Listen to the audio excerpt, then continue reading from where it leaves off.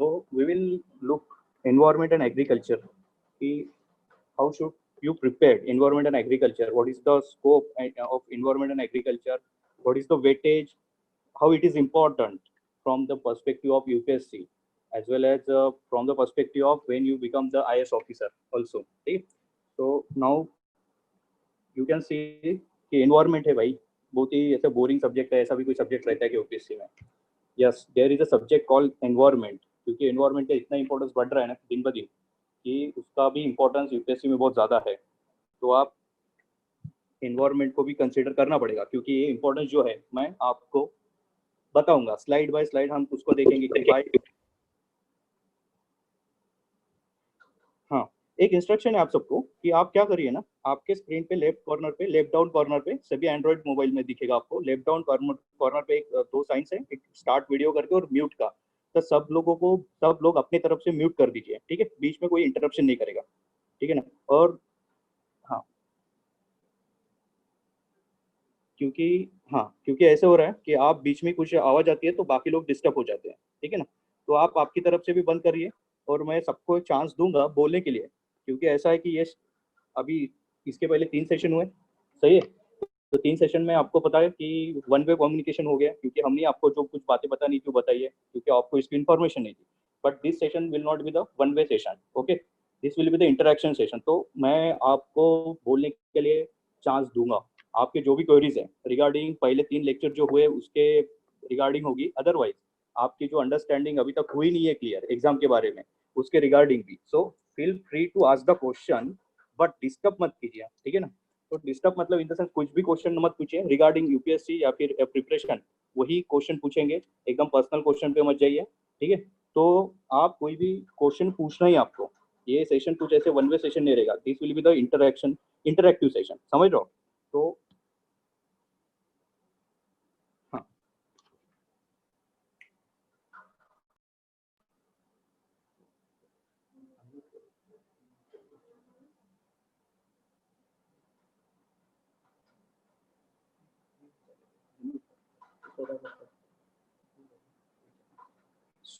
हाँ, so anyone having any questions तो please ask. तो अभी मैं सबसे पहले तो समराइज कर देता हूँ कि पहले 3 लेक्चर में क्या हुआ था और क्या करना चाहिए. देखिए, मैं अभी हम लोग अभी तक पहले 2-3 सेशन देखे कि किसी ने पढ़ाया नहीं. जो एक्चुअल स्टडी रहती है यूपीएससी की, जो हमारा सिलेबस है, किसी ने अभी तक पढ़ाया नहीं है, बराबर है. तो आपको भी लग रहा होगा कि ये क्या चल रहा है 3 दिनों से, ये सिर्फ पढ़ा रहे, मतलब सिर्फ यही बता रहे कि ये कैसे करना वो कैसे करना. तो आई बिलीव कि भाई आपको कहीं पे जाना है, आपको कोई जर्नी स्टार्ट करनी है ना, तो एम पता रहना चाहिए आपको, या फिर आपका पाथ पता रहना चाहिए, वे पता रहना चाहिए कि किस वे पे मुझे चलना है. या ठीक है, क्योंकि आप अगर नहीं चलोगे जो करेक्ट पाथ है तो आप भटक जाओगे, ऑब्वियस है, बराबर है.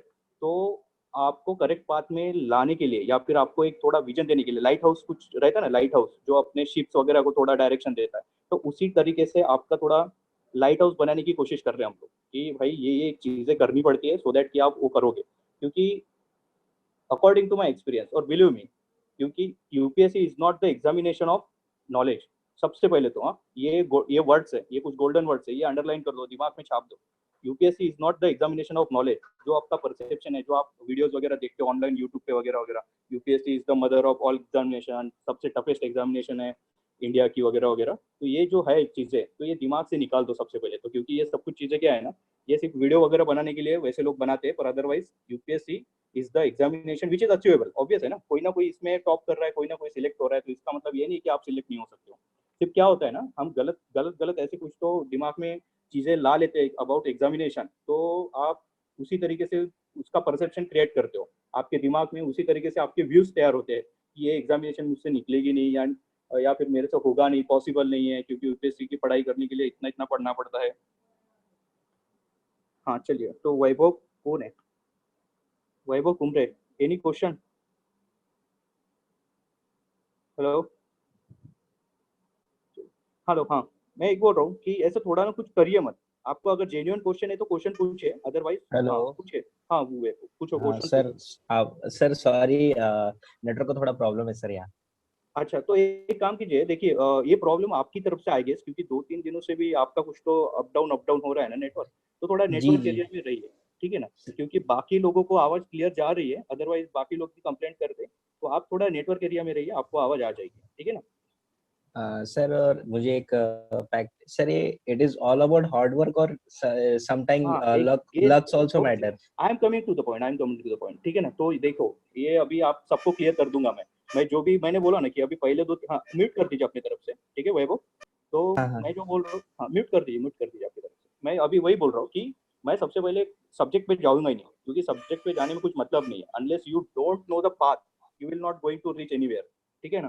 तो इसीलिए सबसे पहले तो आपको पाथ पता रहना चाहिए कि किस पाथ पे चलना है करके। तो ये जो आपके जो भी क्यूरीज है ना, मैं उसको वन बाय वन रिजॉल्व कर देता हूँ, समराइज करूंगा। मैं अभी पूरा एक एक घंटा दो घंटा कुछ ऐसे भाषण नहीं दूंगा कि भाई क्या करना है वगैरह वगैरह। फर्स्ट 2-3 लेक्चर में आपको आई गेस अच्छी खासी इन्फॉर्मेशन मिल गई है कि व्हाट इज एग्जाम अबाउट, जो एग्जाम कैसी होती है, कौन सा सब्जेक्ट है, क्या है, वो तो आप तक पता चल गया। फिर जब क्लास अपने कंटिन्यू रहेंगे तो विथ रिस्पेक्टिव हमारे जो सब्जेक्ट्स है उसके बारे में आपको पता चलेगा डिटेल में, ठीक है ना। तो मैं एक वन बाय वन क्लियर कर देता हूँ सभी क्वेश्चन। तो देखिए, सबसे पहले तो मेरा एक्सपीरियंस मैं बताता हूँ कि क्या एग्जाम है, क्योंकि आई हैव गिवन 4 मेंस, जैसे मैंने बताया, और इंटरव्यू भी दिया है, तो एटलीस्ट मैं एक कुछ स्टेजेस पार करके गया हूँ, तो मेरे भी कुछ एक्सपीरियंस है, तो मैं आपको बता देता हूँ कि जैसे मैंने एक पहला स्टेटमेंट बोला था कि it is not the examination of knowledge, ठीक है। इसमें जो बोलते हैं कि इतने घंटा पढ़ाई करनी पड़ेगी, इतने बुक्स पढ़ने पड़ेंगे, तो it is all that myth बोलते हैं ना, कि कुछ ऐसी धारणाएं हैं जो पूरे चल रही है हमारे दिमाग में। जो भी स्टूडेंट रहते हैं, जो एस्पिरेंट रहते हैं, तो उनके दिमाग में ऐसे डाला जाता है कि UPSC is the toughest examination वगैरह वगैरह। तो it is true, it is the one of the toughest examination, but if you know the rules of the game, if you know the rules of the examination, this is the simplest examination in the world. क्योंकि होता क्या है ना, कि जब हम इस exam के लिए पढ़ते हैं ना, जिस वे से इस एग्जाम के लिए पढ़ना चाहिए ना, उस वे से हम पढ़ते नहीं है और हम भटक जाते हैं। अब जब भटक गए हो आप, तो ऑब्वियसली मैंने इसके पहले एक वर्ड यूज कर रहा हूँ, जब आप भटक जाते हो तो एम पे पहुंचोगे नहीं, बराबर है ना। तो होता क्या है कि ये हम लोग 10-10 12-12 घंटे पढ़ते हैं, पर कभी कभी ऐसे भी होता है, कल के 2 सेशन में या 3 सेशन में आपको पता चल गया कि सबने वही बताया कि don't read too much books, बराबर है। Don't read too much books, कि भाई इतने बुक्स पढ़नी ही चाहिए ये वगैरह नहीं हुए। This is not the examination of knowledge. मैं अभी बोल रहा हूँ, you are not going to be here PhD, ठीक है ना। यहाँ पे आप पीएचडी करने नहीं आए हो। बहुत लोग बोलते हैं ये भी पढ़ो वो भी पढ़ो। Believe me, only one book for each subject is sufficient, only one book, reference book, ठीक है। Other than NCERTs are very important. जैसे इसके पहले के लेक्चर में भी फोकस करा होगा, मैं भी फोकस करने वाला हूँ, क्योंकि NCERTs are the literally Bible for the examination. वो आपको क्या दिखाता है, डायरेक्शन दिखाता है कि क्या पढ़ना चाहिए क्या नहीं पढ़ना चाहिए, बराबर है, एग्जाम के लिए। तो यही है कि मैं बता देता हूँ कि ये क्लियर है कि it is not the examination of knowledge, it is the examination of processing the knowledge, कि भाई आप प्रोसेस कैसे करते हो नॉलेज को। मान लो आपको एक टाइम ऐसे हो जाएगा कि आप पढ़ रहे हो, आपको नॉलेज आ जाता है, पर उसके बाद क्या, फिर ये नॉलेज यूपीएससी का कैसे रहता है ना, यूपीएससी का जैसे हमारे एग्जाम होती है ना, यूनिवर्सिटी एग्जाम वगैरह, ठीक है, उस तरीके से नहीं रहता कि भाई ये बुक्स है उसमें से ये पकड़ लो, ये पर्टिकुलर टॉपिक है, इसके ऊपर क्वेश्चन आ जाएगा, मतलब रट्टे वाला एग्जाम नहीं है। ये आपकी सोच क्या है इस पर्टिकुलर इवेंट के बारे में, इस पर्टिकुलर चीज के बारे में, तो वो सोच जो रहती है ना, वो सोच को आपको क्या करना है, प्रोसेस करना है एक्चुअली। उस सोच से आपको नॉलेज को प्रोसेस करना है। इस तरीके से क्वेश्चन ऐसे फ्रेम करे जाते हैं यूपीएससी में, कि उसमें ऐसा होता है कि इफ यू आर द कीन ऑब्जर्वर इन सोसाइटी, कि आप सोसाइटी के कीन ऑब्जर्वर हो ना, एकदम से बारीक चीज ऑब्जर्व करते हो ना, तो you are able to give the answer, कि आप आंसर दे सकते हो। No need to read anything, some technical चीज वगैरह वगैरह, ऐसा कुछ नहीं है। आप सिंपल सिंपल चीज भी ऑब्जर्व करके भी दे सकते हो। Most of the question frame in the UPSC from daily, क्या बोलते हैं, डेली अफेयर्स। मतलब डेली अफेयर्स मतलब क्या, जो पॉलिटिकल चीजें हो रही है, पॉलिटिकल इन द सेंस कि ये नहीं कि जो झगड़ा चल रहा है दो पॉलिटिकल पार्टियों के बीच में वगैरह, ऐसी चीज नहीं होती। पॉलिटिकल चीज मतलब क्या, कि जैसे कि लॉ मेकिंग है, कुछ बिल बन रहे हैं, तो वो कुछ किस लिए आए हैं। फॉर एग्जाम्पल कुछ ऐसी चीज आ गई कि भाई अभी कुछ तो बीच में चल रहा था कि लड़कियों के मैरिज का एज अभी 18 से 21 करना है, बराबर।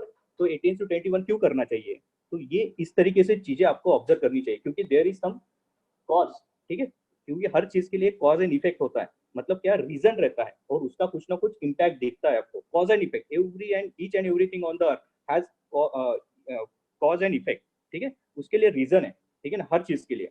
तो यही आपको क्या करना है कि जब आप पढ़ाई करोगे ना, तो सिर्फ बुकिश नॉलेज मत लीजिए, ठीक है ना। ये मेरा पर्सपेक्टिव है, क्योंकि मैंने 3-4 साल से पढ़ाई कर रहा हूँ। मैं भी बहुत सारे बुक पढ़ चुका हूँ, पर कभी कभी अब जब जाके मैं समराइज करता हूँ मेरी प्रिपरेशन, तो समझता है कि नहीं, this is not the examination of knowledge. अगर आप सोसाइटी में रहने वाले लोग हो ना, मतलब जो एकदम से प्रॉपरली न्यूज़पेपर पढ़ते हैं या फिर आजू बाजू के जो भी इवेंट हो रहे हैं उसके आप ऑब्जर्व करते हो, तो भी आप एग्जाम क्रैक कर सकते हो। ठीक है, ये मेरे वर्ड्स है, ये माइंड दिमाग में रखना, क्योंकि ये होने ही वाला है। आप भी जब प्रिपरेशन में आगे आगे जैसे बढ़ोगे तो आपको भी सेम एक्सपीरियंस आने वाला है। तो यही बताना था मुझे कि भाई आपको सिर्फ बुक नहीं पढ़ना है, बुक के अलावा आपको क्या करना है, बहुत सारी चीजें एक्स्ट्रा करिकुलर एक्टिविटी बोलते हैं। बहुत लोग इसमें ऐसे भी होंगे जो यंग है, मतलब जो सिर्फ ग्रेजुएशन परस्यू कर रहे हैं अभी, 11 12 में, 11 12 के बाद first year second year third year में भी हो सकते हैं। ठीक है, कोई पास आउट भी होंगे, ठीक है ना, जिनका ग्रेजुएशन कंप्लीट हो चुका है। पर जो अभी बस सबके लिए है, सबके लिए वैलिड है कि सब सिर्फ पढ़ाई में मत रहो, कि अपने अपने जो खूबियां है ना खुद की, कोई डांसिंग में अच्छा होगा, कोई मे बी ड्राइंग में अच्छा है, कोई गिटार बजा लेता हो अच्छा, तो आपकी जो बोलते हैं ना यूपीएससी में जब इंटरव्यू में जाते हो, मैं इंटरव्यू का भी एक्सपीरियंस आपके साथ शेयर करूंगा, उसके साथ मैं बताऊंगा कि ये कैसे काम करता है एग्जैक्टली, यूपीएससी आपसे क्या पूछती है और कैसे कैसे आपको उसको डील करना पड़ता है। तो इस तरीके के क्वेश्चन, क्योंकि मेरे खुद के मैं यूपीएससी के क्वेश्चन बताता हूँ और उनको क्या रिक्वायर्ड है, यूपीएससी आपसे क्या मांगती है, demand of the examination is very important. ठीक है, तो ये मैं वन बाय वन बताता हूँ आपको कैसे है। तो ठीक है, तो मैंने आपको इतना तो बता दिया कि it is not examination of knowledge, you are not suppose to read lot of books. ठीक है, बहुत सारी बुक्स पढ़ने की जरूरत नहीं है। हम लोग जो आपको बताएंगे कि इतने इतने बुक्स पढ़ो, इतने डेप्थ में पढ़ो। देखिए, कभी कभी ऐसे भी हो जाता है, बहुत ज्यादा लोग भावनिक हो जाते हैं, बहुत ज्यादा सेंसिटिव हो जाते हैं एग्जाम को लेके, कि एग्जाम पर UPSC is the examination of knowledge वगैरह वगैरह, तो बहुत लोग ऐसे डीप में स्टडी करना शुरू कर देते हैं। No no, this is not the examination of knowledge. ठीक है ना, ये याद रखो। अदरवाइज तो इस एग्जाम की बेसिक रिक्वायरमेंट क्या है, मतलब education qualification, graduation, simple graduation है ना, कि किसी को मांगा है कि भाई हमको एक टेक्निकल नॉलेज चाहिए या फिर टेक्निकल बंदा चाहिए, आईआईटी आईएम के लोग चाहिए, या अदरवाइज गोल्ड मेडलिस्ट चाहिए, या फिर कोई लॉ कॉलेज से, बड़े लॉ कॉलेज से लोग चाहिए, नहीं, सिंपल आर्ट ग्रेजुएट है। मैं अभी अपने पूरे सेशन में ऐसे एग्जाम्पल बताऊंगा जो एग्जाम्पल है नॉन टेक्निकल बैकग्राउंड के, मतलब non medical, non engineering background के लोग की सक्सेस बताऊंगा मैं, कि उन्होंने भी कैसे फर्स्ट अटेम्प्ट में सक्सेस अचीव करी है। ठीक है ना, क्योंकि मैं जानबूझ के नॉन टेक्निकल बैकग्राउंड या फिर नॉन मेडिकल बैकग्राउंड के लोगों की एक्सपीरियंस करे, क्योंकि सो दैट कि ये जो एक निगेटिव धारणा है जो आर्ट के बच्चों में या फिर अदर देन साइंस वाले बच्चों में, कि भाई ये मेरे से नहीं होगा, तो इट इज नॉट सो। ठीक है, तो इतना अभी देखिए, सामने सामने बढ़ते मैं बता देता हूँ कैसे।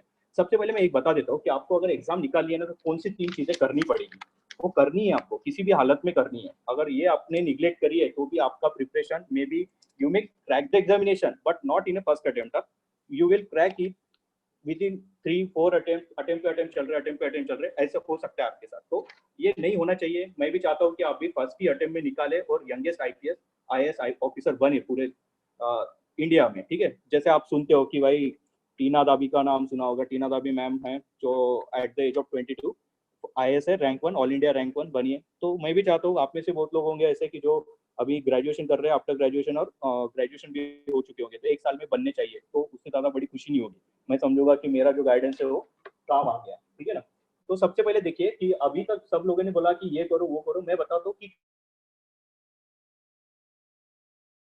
आप ज्यादा से कम कम, मतलब कम से कम एफर्ट में ज्यादा से ज्यादा आउटपुट दे सकोगे। कल एक मैम ने पॉइंट रखा था, कॉस्ट बेनिफिट क्या होता है, कितना आप हार्डवर्क करते हो, आउटपुट देते हो, ये बहुत ज्यादा इंपॉर्टेंट है। यूपीएससी में आपको क्या रहना पड़ता है, प्रैक्टिकल।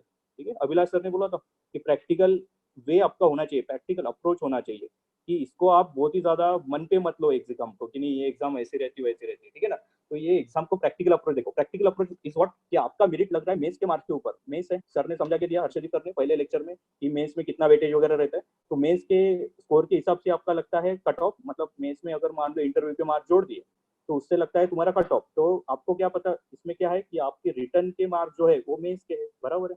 तो आपको क्या करना है कि मेंस में जितनी हो सकता है, हो सकता है आपको क्या करना है, राइटिंग प्रैक्टिस करना है। बिकॉज व्हाट, कि writing practice is very important. मैं बता देता हूँ कि अभी आपको पास करना है तो क्या करना है। तो सबसे पहले अभी जब स्टार्ट कर रहे हो आप, तो उसमें सबसे पहले आपको क्या करना है, 3 चीजें करनी है। ठीक है, ये थ्रू आउट द ईयर, या फिर जब तक आप प्रिपरेशन करोगे, ये 3 चीजें आपको करनी पड़ेगी। सबसे पहले क्या होता है ना, सिलेबस, एनालिसिस ऑफ सिलेबस, कि ये सिलेबस क्या है एग्जामिनेशन का। क्योंकि प्रॉब्लम क्या होता है ना, हम लोग जो बोलते हैं ना कि ये मिसकंसेप्शन है मार्केट में, कि इसका सिलेबस बहुत बड़ा है, यूपीएससी के लिए बहुत चीजें पढ़नी पड़ती है। तो ये पढ़नी पड़ती क्यों आता है दिमाग में, क्योंकि हम लोग प्रॉपरली सिलेबस एनालिसिस नहीं करते यूपीएससी का, कि सिलेबस के बाहर, मैं लिटरली बोल रहा हूँ, सिलेबस के बाहर यूपीएससी कुछ नहीं पूछती। ठीक है, वो होता क्या है ना प्रॉब्लम, कि ये सिलेबस को पकड़ के एग्जैक्ट जैसे हमें ग्रेजुएशन में क्वेश्चन पूछे जाते हैं ना, वैसे क्वेश्चन नहीं बनते, तो हमें लगता है ये सिलेबस के बाहर का क्वेश्चन आ गया। ऐसा कुछ नहीं है। With in syllabus UPSC question को पूछती है, क्वेश्चन तो बाहर नहीं पूछती, ठीक है। तो सिलेबस आपको क्या देता है, डायरेक्शन देता है कि व्हाट टू कवर, कि भाई मुझे क्या पढ़ना है, ठीक है, कि कौन सी चीज पढ़नी है, कौन सी चीजों से मतलब चीजें ही मुझे चीजों के साथ रहना है, और उसके अलावा बाकी चीजें मुझे नैरो डाउन कर देनी है। नैरो डाउन करना मतलब उसको साइड में कर देने हैं आपको, ठीक है। तो सिलेबस आपको साथ में रखना ही पड़ेगा एनी हाउ। मतलब दो जैसे अभिलाष सर ने बोला था कि 2 कॉपीज रखिए, एक खुद के साथ रखना है क्योंकि बैग में रहनी चाहिए, और सेकंड आपके घर पे जहाँ पे आप पढ़ते हो वहाँ पे आपको एक चिपका दीजिए आपके नजरों के सामने। तो ये क्या होता है, जीएस 1 2 3 4, फिर हमारा ऑप्शनल रहेंगे तो ऑप्शनल के सिलेबस क्या है, तो ये चीजें। तो सिलेबस आपको क्या होना चाहिए, बाय बाय हार्ट होना चाहिए, कि एकदम रट्टा मार के बोल सकते हैं ना हम लोग, वैसे टाइप का, कि मैंने आपको नींद से उठा के बोला कि भाई ये पर्टिकुलर टॉपिक किस पेपर का है, मतलब जीएस 1 का है, 2 का है, 3 का या 4 का है। तो आपको पता रहना चाहिए कि जीएस 1 2 3 4 में कहाँ पे वो फिट बैठता है, ठीक है। इस तरीके से आपको सिलेबस पढ़ना पड़ेगा। अदरवाइज आपको क्या करना पड़ता है, प्रीवियस ईयर पेपर, ये देखो ये की रहती है, प्रीवियस ईयर पेपर जो एकदम बच्चे जो बोलते हैं ना कि 22 ईयर्स में फर्स्ट अटेम्प्ट में आईएएस बन रहे, वो लोग क्या करते हैं, ये लोग स्मार्ट वर्क करते हैं, ठीक है। जो अभी एक वैभव ने क्वेश्चन पूछा था कि भाई ये हार्डवर्क की एग्जाम है या किसकी एग्जाम है, मैं आ रहा हूँ पॉइंट पे अभी, वो बताऊंगा मैं कैसे एग्जाम आप 22 साल में या फिर फर्स्ट अटेम्प्ट में निकाल सकते हो।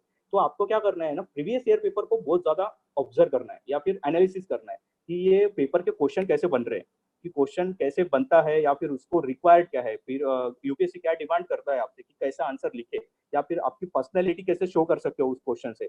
उसके ये तो एक बताता है कि आपको एक सोच बनाता है कि इस तरीके से यूपीएससी रिक्वायरमेंट है, उसकी डिमांड है, तो उस तरीके से आपको सोचना है। अदरवाइज वो क्या, प्रीवियस ईयर पेपर भी आपको क्या बताता है कि कौन सी चीजें पढ़नी है आपको। लिटरली मैं बता रहा हूँ कि कुछ कुछ चीजें, मैं मेरा खुद का ऑप्शनल ज्योग्राफी है, ठीक है, सबसे बड़ा ज्योग्राफी मेरा ऑप्शनल है, मतलब कि सिलेबस में सबसे बड़ा ऑप्शनल है वो, ठीक है, जितने भी ऑप्शन दिए है यूपीएससी ने उसमें से सबसे बड़ा ऑप्शन ज्योग्राफी है।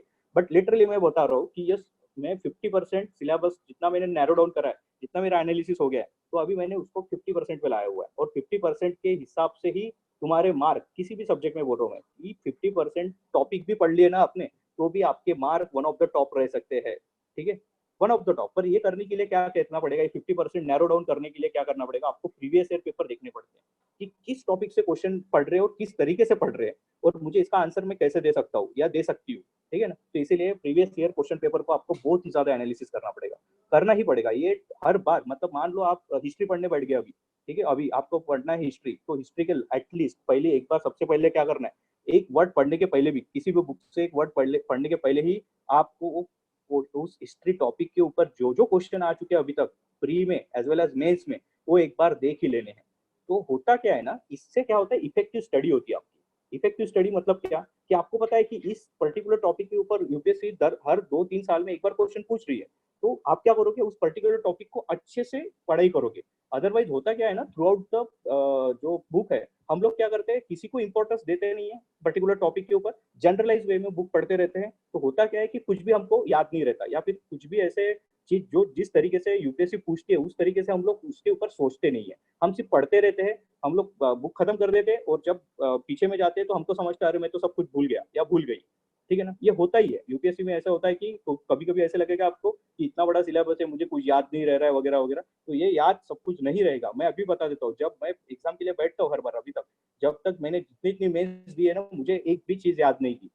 This is the examination of जुगाड़ टाइप, ठीक है। जुगाड़ मतलब समझ रहे हो कि टाइम पे आपको क्या करना पड़ता है, आपका दिमाग दौड़ाना पड़ता है, कॉमन सेंस यूज करना पड़ता है, और आंसर बनाने पड़ते हैं। And it is possible. आपको लग रहा होगा कि मैं कुछ भी ऐसे हवे में बोल रहा हूँ, नो इट इज नॉट, ठीक है ना। तो ये आप कर सकते हो, सिर्फ आपको क्या करना पड़ता है, उस वे से थिंकिंग करनी पड़ती है।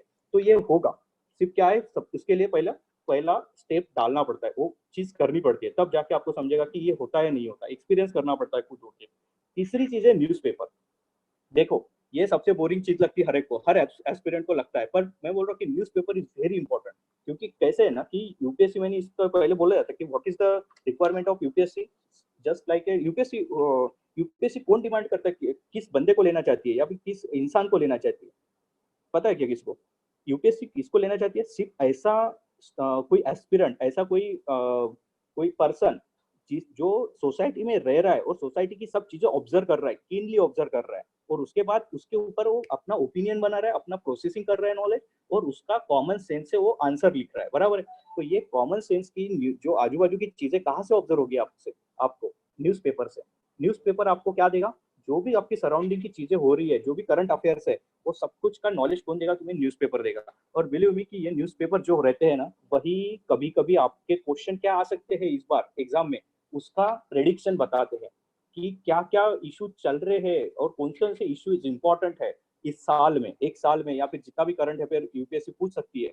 तो उस साल के जो इंपॉर्टेंट सब्जेक्ट्स है ना, वो सब्जेक्ट्स आप यहाँ से ही आप लोग क्या करोगे, पता कर सकते हो कि ये क्वेश्चन इस पे बन सकता है भाई। और यही रहता है स्मार्ट वर्क, यही स्मार्ट वर्क है। इसमें यूपीएससी में आपको सिर्फ हार्ड वर्क नहीं करना है, यूपीएससी में आपको स्मार्ट वर्क बहुत ज्यादा करना पड़ता है, क्योंकि क्या है, सिलेबस बहुत ही बड़ा है, बहुत ही ज्यादा। थोड़े ऐसा होगा कि आप साइंस बैकग्राउंड के हो तो आपको आर्ट बैकग्राउंड के जो भी बुक्स रहते हैं, हमें सोशल साइंस के सब्जेक्ट वगैरह है तो उसके भी बुक्स पढ़ने पड़ते हैं, ज्योग्राफी हो गया, पॉलिटी हो गया, ये तो नहीं रहता ना हमें। टेक्निकल सब्जेक्ट का जो भी टेक्निकल बैकग्राउंड के हो गए उनको भी पता है, ठीक है। तो तीन चीजें क्या क्या होगी, एक तो syllabus of UPSC, previous year papers, question papers of UPSC, ठीक है, ये लिख लीजिए अगर लिख पा रहे होंगे तो। Syllabus of UPSC, previous year question papers of UPSC and newspaper, ये तीन चीजें आपको करनी है, मतलब करनी है किसी भी हालत में। अगर यूपीएससी निकालना है फर्स्ट अटेम्प्ट में तो ये तीन चीजें करनी पड़ेगी, बिल्कुल। क्योंकि कैसे हो गया था ना, मेरे सर भी मुझे वही बताते थे जब मैं फर्स्ट ईयर में था ना, कि sir previous year question through paper देखो, न्यूज़पेपर देखो, क्वेश्चन पेपर सॉल्व करो, ये सब कुछ चीजें मैं निग्लेक्ट करता था initially. And it cost me कितने अटेम्प्ट, 2 अटेम्प्ट। पहले 2 अटेम्प्ट में प्री फेल हो गया था, मैं बता रहा हूँ, पहले 2 प्री अटेम्प्ट फेल हो गया था मैं। यहाँ पे ज्यादा ज्यादा चीजें मैंने क्या करी है वो बताने से ज्यादा मैं क्या नहीं करनी चाहिए वो बताऊंगा, क्योंकि प्रॉब्लम वही है। क्योंकि यूपीएससी के लिए क्या होता है, एक साल का टाइम होता है, it is very less time जब वैसे देखा जाए तो, अगर जितना सिलेबस है वैसे। But if you do smart work तो एक साल का टाइम भी सफिशिएंट है। तो उसमें क्या करना पड़ता है, क्या करने से ज्यादा क्या नहीं करना है, वो बहुत ज्यादा इंपॉर्टेंट है। लेट्स से कि आप एक कुछ बुक ले ली, गलती से किसी ने बोल दिया कि सर ये बुक पढ़ना पड़ता है, क्योंकि बहुत सारे क्लासेस वाले ऐसी है कि वो बताएंगे कि नहीं सर ये बुक पढ़ो, वो बुक पढ़ो, हमारे नोट्स पढ़ो वगैरह वगैरह। तो होता क्या है कि उस बुक में आप लटक जाते हो, और 20 दिन मान लो आपने उसके ऊपर स्पेंड कर दिया, 20 दिन, 20 दिन स्पेंड कर दिया, मतलब कितना हो गया, 20 दिन में आपको ऐसे चीज के ऊपर आपने स्पेंड कर दिया, उसका आउटपुट क्या है, equivalent to zero, zero output है। तो क्या मतलब है पढ़ने में, कोई मतलब नहीं है। कुछ कुछ बुक्स ऐसे, कल मैम ने बताया था कि there is only one book sufficient for the polity, ठीक है, लक्ष्मीकांत, ठीक है, रट लीजिए, Laxmikanth is the Bible of polity. तो उसके अलावा डीडी बसु बुक है, हमें भी बताया गया था इनिशियल फेज में, हम भी लोग जब थे उधर में प्रिपरेशन में, मेरा प्रिपरेशन मैंने पुणे में किया है, ठीक है। तो उधर में जो हम लोग थे तो हमको भी ऐसे हमारे सीनियर बताते थे कि भाई डीडी बसु पढ़ो, but is no nothing, it is actually useless book. अभी जिस कंटेक्स्ट से क्वेश्चन पेपर बन रहे हैं, जिस तरीके से क्वेश्चन पूछ रहे यूपीएससी, तो बुक मतलब यूजलेस है, कुछ काम की नहीं है, नहीं पढ़ी तो भी चलेगी।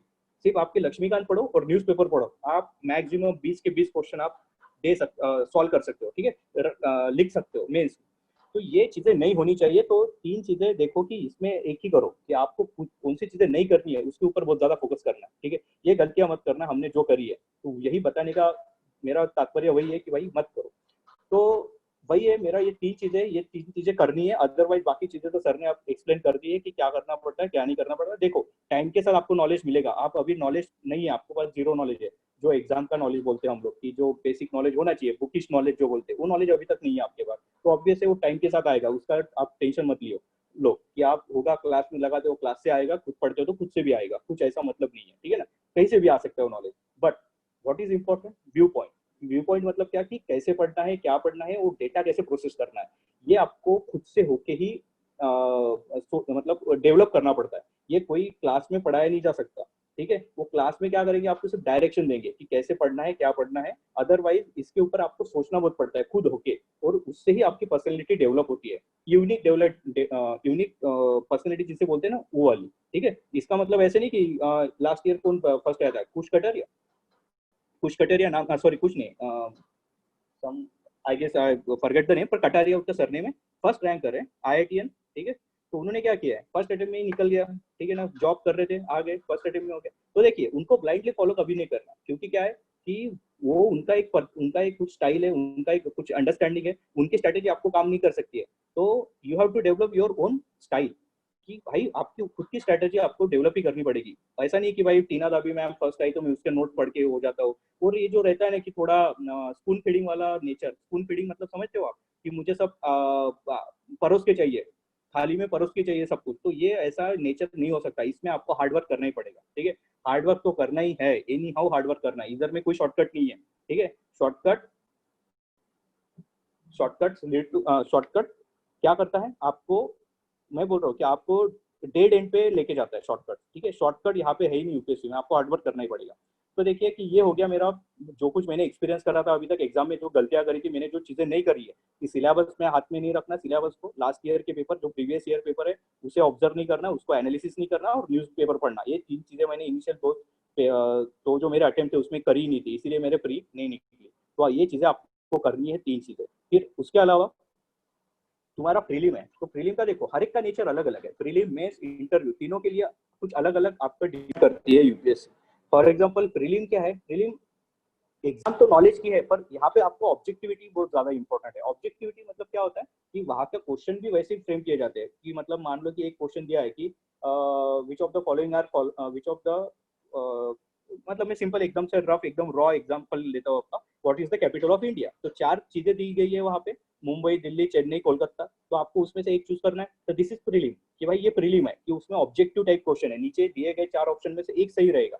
तो उसमें क्या रहता है कि चार ऑप्शन में से आपको एटलीस्ट सबके बारे में थोड़ा अच्छे से पता रहना चाहिए। तो it is examination of prelim is the, prelim exam is the exam of objectivity, कि भाई वहाँ पे ऑब्जेक्टिविटी आपको पता रहना चाहिए। तो उससे ये ऑब्जेक्टिविटी कैसे आपको निकालनी है, या फिर ये ऑब्जेक्टिविटी को कैसे आपका मास्टर की जो होते हैं ना, मास्टर उसमें बनना है, तो उसके लिए क्या करना पड़ता है, प्रीवियस ईयर क्वेश्चन बहुत ज्यादा सॉल्व करने पड़ते हैं। Believe me, previous year question जितने ज्यादा सॉल्व करोगे उतनी ज्यादा प्रोबेबिलिटी आपको ये एग्जाम निकालने की। अदरवाइज सेकंड एग्जाम है मेंस की, मेंस की एग्जाम है, मेंस के एग्जाम, प्री के एग्जाम से आप मेंस के लिए क्वालिफाई होते हो, प्री तो सिर्फ क्वालिफाइंग नेचर की है, मतलब मेंस लिखने के लिए सिर्फ प्री निकालनी है, पर प्रीलिम के मार्क तो आपके काउंट नहीं होते, फाइनल जब मेरिट लगता है तो मेंस के एग्जाम के मार्क काउंट होते हैं। और mains is the examination of writing, believe me, writing, if you want to be IAS officer in the first attempt, writing writing writing writing writing, बस राइटिंग ही करनी है। जितनी ज्यादा राइटिंग करोगे ना उतने ज्यादा प्रोबेबिलिटी है कि आप पहली अटेम्प्ट में मेंस निकाल दोगे या फिर यूपीएससी निकाल दोगे, ठीक है, यूपीएससी के एग्जाम निकाल दोगे और रैंक में रहोगे, मतलब लिस्ट में रहोगे, ठीक है। इंटरव्यू, इंटरव्यू सेशन जो बोलते हैं उसको हम लोग पर्सनैलिटी टेस्ट बोलते हैं, not it is not interview actually, सब इधर इंटरव्यू रहते हैं, कॉलेज की इंटरव्यू वगैरह बोलते हैं हम लोग, it is a personality test. Personality test मतलब क्या, यहाँ पे बंदों को जो भी लड़का लड़की पहुंच रही है वहां कुर्सी, उस कुर्सी तक में इसको क्रैक करके उस चेयर पे जो बैठ रहा है ना, तो what interviewer expect from you, interviewer expect from you some common understanding of the society, कि आप कैसे सोचते हो, आप कैसे परस्यू करते हो सोसाइटी को और कैसे सर्व करोगे, क्योंकि at the end you are going to sit on the that chair, IAS chair ना, बराबर है। जैसे आप नाम सुन रहे होंगे कि अभी नागपुर वाले लोग जितने भी होंगे यहाँ पे ज्वाइन होंगे, तो उन्होंने नाम सुन रहे तुकाराम मुंडे सर का, तुकाराम मुंडे सर का काम बहुत अच्छा है, चल रहा है इतने बड़े सिटी में, जो मेट्रोपॉलिटन सिटी है, जो 10 मिलियन प्लस सिटी है, वो 1 मिलियन प्लस सिटी है, मिलियन प्लस सिटी बोलते हो नागपुर को। तो इसमें क्या कर रहे हो एकदम से, मतलब उसका जो रेट है, मतलब कोविड-19 जो भी हमारा अभी पैंडेमिक चल रहा है उसको अच्छी तरीके से उन्होंने हैंडल करा है, मैनेज करा है। तो ये जो चीजें हो रही है मैनेज करने की, ये चीजें तुकाराम मुंडे सर से आई है, तो उनका नाम क्यों चिपक रहा है, क्योंकि वो कैसे, मतलब इनका फेम क्यों मिल रहा है, वो क्या आईएएस ऑफिसर है, बराबर है, आईएएस ऑफिसर है, तो उनका इसका नाम कैसे इनका चल रहा है इतना, क्योंकि उन्होंने क्या किया है एग्जैक्टली जो करना चाहिए एक पर्टिकुलर सिचुएशन में, जिसको पैनिक सिचुएशन बोलते हैं, इसको एक्चुअली डिजास्टर बोलते हैं, it is a natural disaster, ठीक है। इतना बड़ा जो पैंडेमिक आया ना, it is called natural disaster, and natural disaster, and this natural disaster we are going to study in environment, ठीक है। जो मैं आज एनवायरमेंट के बारे में बता रहा हूँ ना, तो समझ लो आप कि भाई एनवायरमेंट इंपॉर्टेंट, यहाँ से हिंट लगी आपको कि ऐसी भी चीजें होती है जब आप एज ए कलेक्टर या फिर एज ए म्युनिसिपल कमिश्नर उस चेयर पे बैठते हो आईएएस ऑफिसर करके, तो ऐसे कुछ नेचुरल डिजास्टर आते हैं ना, जैसे कि अभी आया हमारा कोविड-19 या फिर कोरोना चल रहा है, तो ये इनके साथ भी इनको ही डील करना पड़ता है, क्योंकि you are the first person और the you are the executive, first executive of the your district, as a collector you are the first executive of the district, पूरा तो सब कुछ चीजें आपको हैंडल करनी पड़ती है, हेल्थ से लेके एजुकेशन से ऑल दिस थिंग, ठीक है ना, क्योंकि you are responsible to the state government, ठीक है। स्टेट गवर्नमेंट आपसे पूछेगा कि तुम्हारे डिस्ट्रिक्ट में क्या चल रहा है, तो वो क्या करना पड़ता है कि इसके लिए कुछ ऐसा रहता नहीं कि ये जो क्लासिकल स्टडी है, पता है क्या, ये जो नेचुरल डिजास्टर आया है कोरोना 19 कोविड, जो कोरोना का है disaster, it is a one of the, हाँ it is one of the, क्या बोल सकते हैं उसको, उनके लिए एक केस स्टडी है एक्चुअली, सब आईएएस लोगों के लिए जो जो अभी अपने अपने डिस्ट्रिक्ट में पोस्ट सर्व पे है ना, उनके लिए एक एग्जाम्पल है कि भाई ये पर्टिकुलर, क्योंकि इन्होंने भी अभी तक नहीं देखा था ये, ठीक है ना, ये अभी तक ऐसा कुछ होता है, ऐसा भी कुछ कैलामिटी आती है, ऐसे भी कुछ डिजास्टर आता है, ऐसे किसी ने नहीं देखा था अभी, किसी कलेक्टर ने नहीं देखा होगा, ठीक है। तो उनको भी, उनके लिए भी ये सीखने वाला एक्सपीरियंस है। तो ऐसा होगा जब आप उस चेयर पे बैठोगे, तो ऐसी भी ऐसी चीजें आपके साथ होगी जो अनप्रेसिडेंटेड रहती है। अनप्रेसिडेंटेड मतलब क्या, कि कभी हिस्ट्री में हुई भी नहीं है, पर उसके साथ भी आपको डील करना पड़ता है। तो ये डील करने के लिए फिर वहाँ पे आपका कॉमन सेंस काम करता है। कॉमन सेंस मतलब कैसे, कि उसको ऑब्जर्व करना, क्या उसके लिए ये पर्टिकुलर कैलेमिटी या पर्टिकुलर डिजास्टर क्या है, उसके लिए क्या अरेंजमेंट करनी पड़ेगी, उसको डील कैसे करना पड़ेगा, और उसके साथ साथ उसके उससे होने वाला नुकसान कैसे कम हो सकता है। उसका नुकसान क्या है, सबसे बड़ा नुकसान कोविड का तुम्हारी जान है, बराबर है, डेथ है, मतलब एक आदमी मर सकता है। तो ये जो डेथ्स है ये कैसे कम हो सकते हैं आपके हिसाब से, तो ये आपको पूरा सर्च करना पड़ता है, पूरा मतलब उसके ऊपर स्टडी करना पड़ता है कि कैसे है क्या है, और उससे ही आपको डिसीजन लेना पड़ता है। तो ये दिख रहे हो, डिसीजन लेना पड़ता है, ये वर्ड माइंड कर रहे हो, डिसीजन लेना पड़ता है। So what interviewer in interview, interviewer मतलब जो यूपीएससी के लोग है, what interviewer expect from you, decision making. समझ लो कि उस चेयर पे जब आदमी बैठेगा और पूरे डिस्ट्रिक्ट के लिए जब डिसीजन लेगा, तो वो डिसीजन कितना सही होना चाहिए, तो ये कौन चेक करता है, फिर यूपीएससी वाले चेक करते हैं, ठीक है, UPSC. That's why decision making is very important in UPSC. तो आपको क्या करना चाहिए, डिसीजन मेकिंग एबिलिटी आप में डेवलप होनी चाहिए किसी भी हालत में, ठीक है। तो ये है तुम्हारा इंटरव्यू के लिए। देखो उसके अलावा क्या देखता है पता है यूपीएससी, ऑनेस्टी, क्या आप कितने ऑनेस्ट हो, ठीक है, हार्ड वर्किंग, ऑनेस्टी। ऑनेस्टी मतलब क्या होता है, बनावटी बना नहीं चाहिए उनको, ठीक है, बनावटी बना मतलब नकली वाले चीज उनको नहीं चलता है। जितने ज्यादा उधर में जाके फ्लैश मारते हैं ना कि मैं ये करता हूँ सर, वो करता हूँ, मैं बोल रहा हूँ, लिटरली बोलता हूँ, पहले 2 क्वेश्चन हो गए ना यूपीएससी के, पहले 2 क्वेश्चन के बाद आपकी ओरिजिनल पर्सनैलिटी बाहर आने लग जाती है। आप उधर कितना भी शो ऑफ कर दो, 2 क्वेश्चन के बाद पूरी पर्सनैलिटी बाहर आ जाती है यूपीएससी में। तो इसीलिए वहां पे आपको कुछ ऐसे बनावटी पना या फिर नकली पना नहीं करना पड़ता, ठीक है। आप जितने ज्यादा डिसऑनेस्ट बनोगे वहां पे, या फिर उनको फुल करने की कोशिश करोगे, वो लोग इतने होशियार है ना, जितना आपका एज नहीं है उससे ज्यादा उनकी सर्विस है। उन्होंने यूपीएससी या फिर वो जो आईएएस वगैरह पोस्ट रहती है उससे ज्यादा उन्होंने सर्विस में बिता दी है, तो उनको आप फुल नहीं कर सकते हो। तो बी ऑनेस्ट, बी हम्बल, ठीक है, ये थोड़ा आपके अंदर में होनी चाहिए क्वालिटी। देन लीडरशिप क्वालिटी, जैसे कि अभी who is leading now in Covid in Nagpur, Tukaram sir ना, तुकाराम मुंडे सर, वो लीड कर रहे हैं ना। तो ये लीडरशिप क्वालिटी आप में होनी चाहिए कि take a decision and lead from the front. आपको फ्रंट से लीड करना है सबको, सबसे पहले आपके ऊपर लेना है जो भी रिस्पॉन्सिबिलिटी है। तो ये लीडरशिप क्वालिटी आपको चेक करेंगे, आपको क्वेश्चन ही ऐसे पूछेंगे वो लोग कि आपके जो क्वालिटीज है ना, वो देखेंगे कि आप कितना उससे उसके साथ डील कर सकते हो, ठीक है। तो ये क्वालिटी होनी चाहिए। मैंने तो डिसीजन मेकिंग के बारे में आपको बता दिया है। तो ये कुछ क्वालिटी रहती है जो इंटरव्यू के लिए बहुत ज्यादा इंपॉर्टेंट रहती है।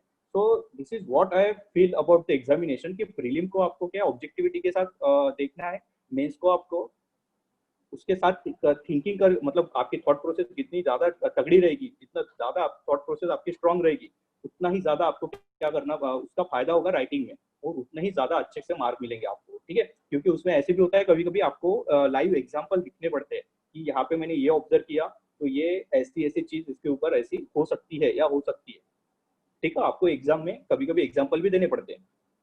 फिर उसके बाद है तुम्हारा इंटरव्यू। तो इंटरव्यू के बारे में अभी मैंने सफिशिएंटली आपको बता दिया। तो यही मुझे है, क्योंकि क्या हुआ है इंटरव्यू में कुछ कुछ चीजें मुझे भी नहीं पता थी, कभी कभी ऐसे भी होता था कि आपको डर जाते हो, ठीक है, मेरा भी कॉन्फिडेंस लूज हो गया था। बिलीव मी कि जब वो कुर्सी पे जो भी बैठता है ना, मतलब वो चेयर पे जो भी बैठता है उस पैनल के सामने ना, वो वेदर उसके पहले वो आईपीएस ऑफिसर रहे जो आईएएस के लिए ट्राई कर रहा है, आईआरएस ऑफिसर रहे जो आईएएस के लिए ट्राई कर रहे हैं ना, उनको भी उतना ही डर लगता है। क्योंकि ऑब्वियस है कि उस चेयर पे बैठना मतलब बहुत बड़ी बात होती है, एक तो सबसे पहले तो, ठीक है।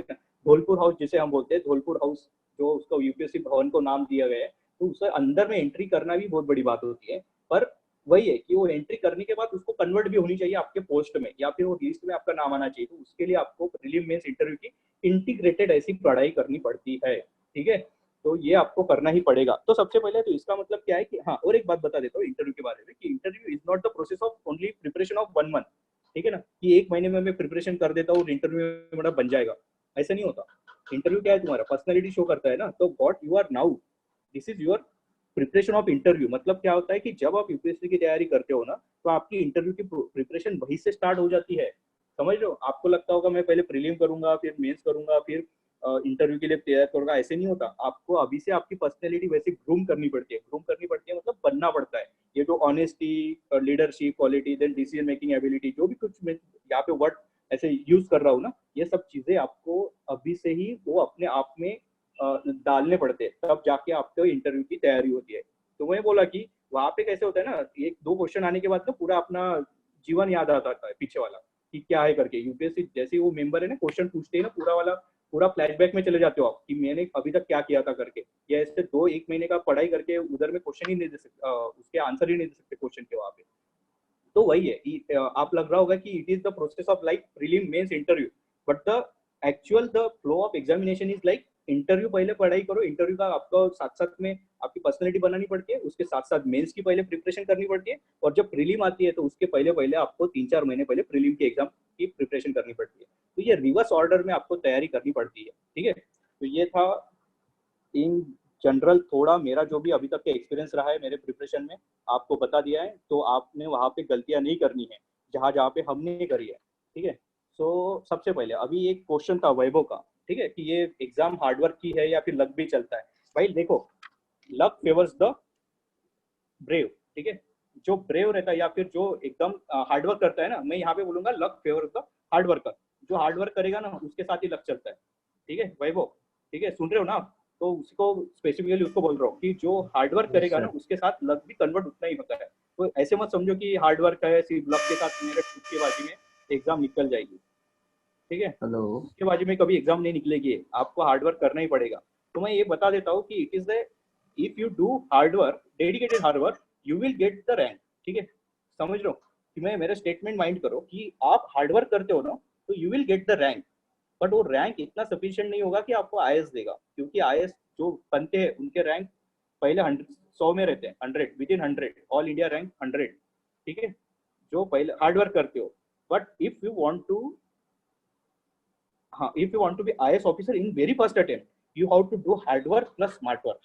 स्मार्ट वर्क बहुत इंपॉर्टेंट है क्योंकि टाइम कम है, सिलेबस बहुत बड़ा है, तो आपको कम से कम टाइम में मैक्सिमम आउटपुट देने की एबिलिटी डेवलप करनी पड़ती है। And that's where the classes और the guidance comes into picture कि गाइडेंस और क्लासेस व्हाई इंपॉर्टेंट। तो यहाँ पे हाँ वही वो क्वेश्चन पूछो, अनम्यूट होके सर क्वेश्चन पूछो वही वो।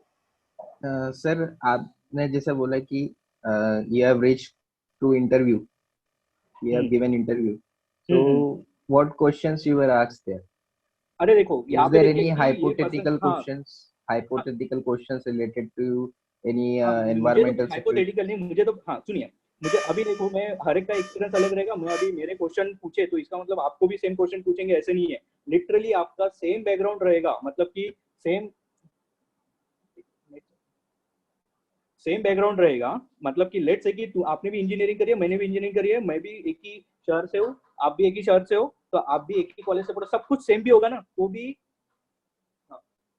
वेट अ मिनट, तो भी तो भी बोल रहा हूँ सब कुछ सेम होने के बावजूद भी 90% इंटरव्यू अलग रहेगा हम दोनों का, समझ लो। तो मेरा इंटरव्यू आपके लिए आएगा या फिर मेरे क्वेश्चन आपके लिए काम करेंगे, वो नहीं होगा, ठीक है, ये पॉसिबल ही नहीं है। No, sir, but I want to just ask that I could get some idea. So अच्छा, what they can ask if you have deal with the situation, I could get some idea. Okay okay, तो ठीक है, मुझे तो ऐसा कोई practical question पूछा नहीं है, पर one of my friend who was with me in interview at the same year, so he ask about the like hypothetical question जैसे आपने बोला ना अभी। So he has given, he is from Nanded, the Nanded is from Nanded कहाँ पे, Marathwada area ना, Marathwada area. तो Marathwada area का क्या ये है, Marathwada area is famous for drought. Drought मतलब क्या, दुष्काल, बराबर है ना, आपको पता होगा। Yes, yes, yes. तो वही वो कहाँ से हो आप? Sir, हाँ? I am from Nagpur.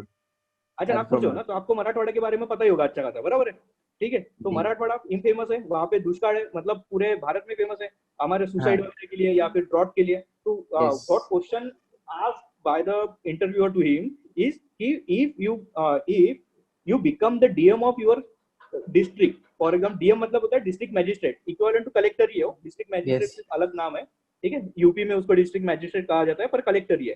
तो ही वाज आस्क्ड कि भाई, तो क्या पूछा गया था कि अगर आप कलेक्टर बनते हो, ठीक है, if you become the collector, so what will you do in agriculture sector to reduce the dependency on water, क्योंकि उनके यहाँ पे नांदेड़ के साइड में ही लातूर डिस्ट्रिक्ट है, पता है लातूर, लातूर का नाम सुना होगा आपने, ठीक है, लातूर। तो लातूर, लातूर में क्या होता है, वो भी ड्रॉट प्रोन एरिया है, वहां पे पश्चिम महाराष्ट्र जहाँ पे सबसे ज्यादा शुगर केन का प्रोडक्शन होता है, गन्ने का प्रोडक्शन, तो वहां पे ड्रॉट प्रोन, हाँ, और गन्ने का प्रोडक्शन के लिए क्या चाहिए, बहुत ज्यादा वाटर चाहिए, ठीक है, बहुत ही ज्यादा वाटर चाहिए। तो ऐसे वाटर गैजलिंग या फिर जिसकी रिक्वायरमेंट बहुत ज्यादा है वाटर की, ऐसा अगर कोई उत्पादन या फिर ऐसा अगर कोई, क्या बोल सकते हैं उसको, ऐसा पीक पीक बोलते हैं ना उसको, ऐसा अगर लातूर में लेंगे तो क्या फायदा है क्या, ठीक है, तो नहीं है ना, क्योंकि वहां पे नहीं ले सकते। तो वहां पे क्या होता है, अकॉर्डिंगली उनके कंडीशन, क्लाइमेटिक कंडीशन के हिसाब से वहां पे क्या करना पड़ेगा आपको, उसको जो भी क्रॉप है, क्रॉप, तो क्रॉप का प्रोडक्शन करना पड़ेगा, बराबर है। तो सेम क्वेश्चन ही the interviewer asked to him कि भाई आप डीएम होते हो तो आप क्या करोगे, ठीक है। देखिए उसने टैकल कैसे किया क्वेश्चन को, मैं ये भी बता देता हूँ टैकल कैसे किया उसने। So we were in Pune for the preparation of UPSC, ठीक है, साथ में थे। तो हम लोग क्या करते थे, हम लोग जैसे कि समर वगैरह आ गया ना, उनाला जो बोलते हैं हम लोग, ठीक है, तो उसमें क्या करते थे हम लोग, जूस वगैरह पीने जाते थे। तो there was a one fruit, new fruit, ठीक है, तो it is called dragon fruit. आपके देखो डे टू डे का जो ऑब्जर्वेशन है तो कैसे काम में आता है। तो ड्रैगन फ्रूट करके, तो ड्रैगन फ्रूट क्या है कि उसमें बहुत ज्यादा कम कम पानी में वो उसका प्रोडक्शन होता है, अच्छा खासा उसका फसल होता है, ठीक है, कम ही पानी में।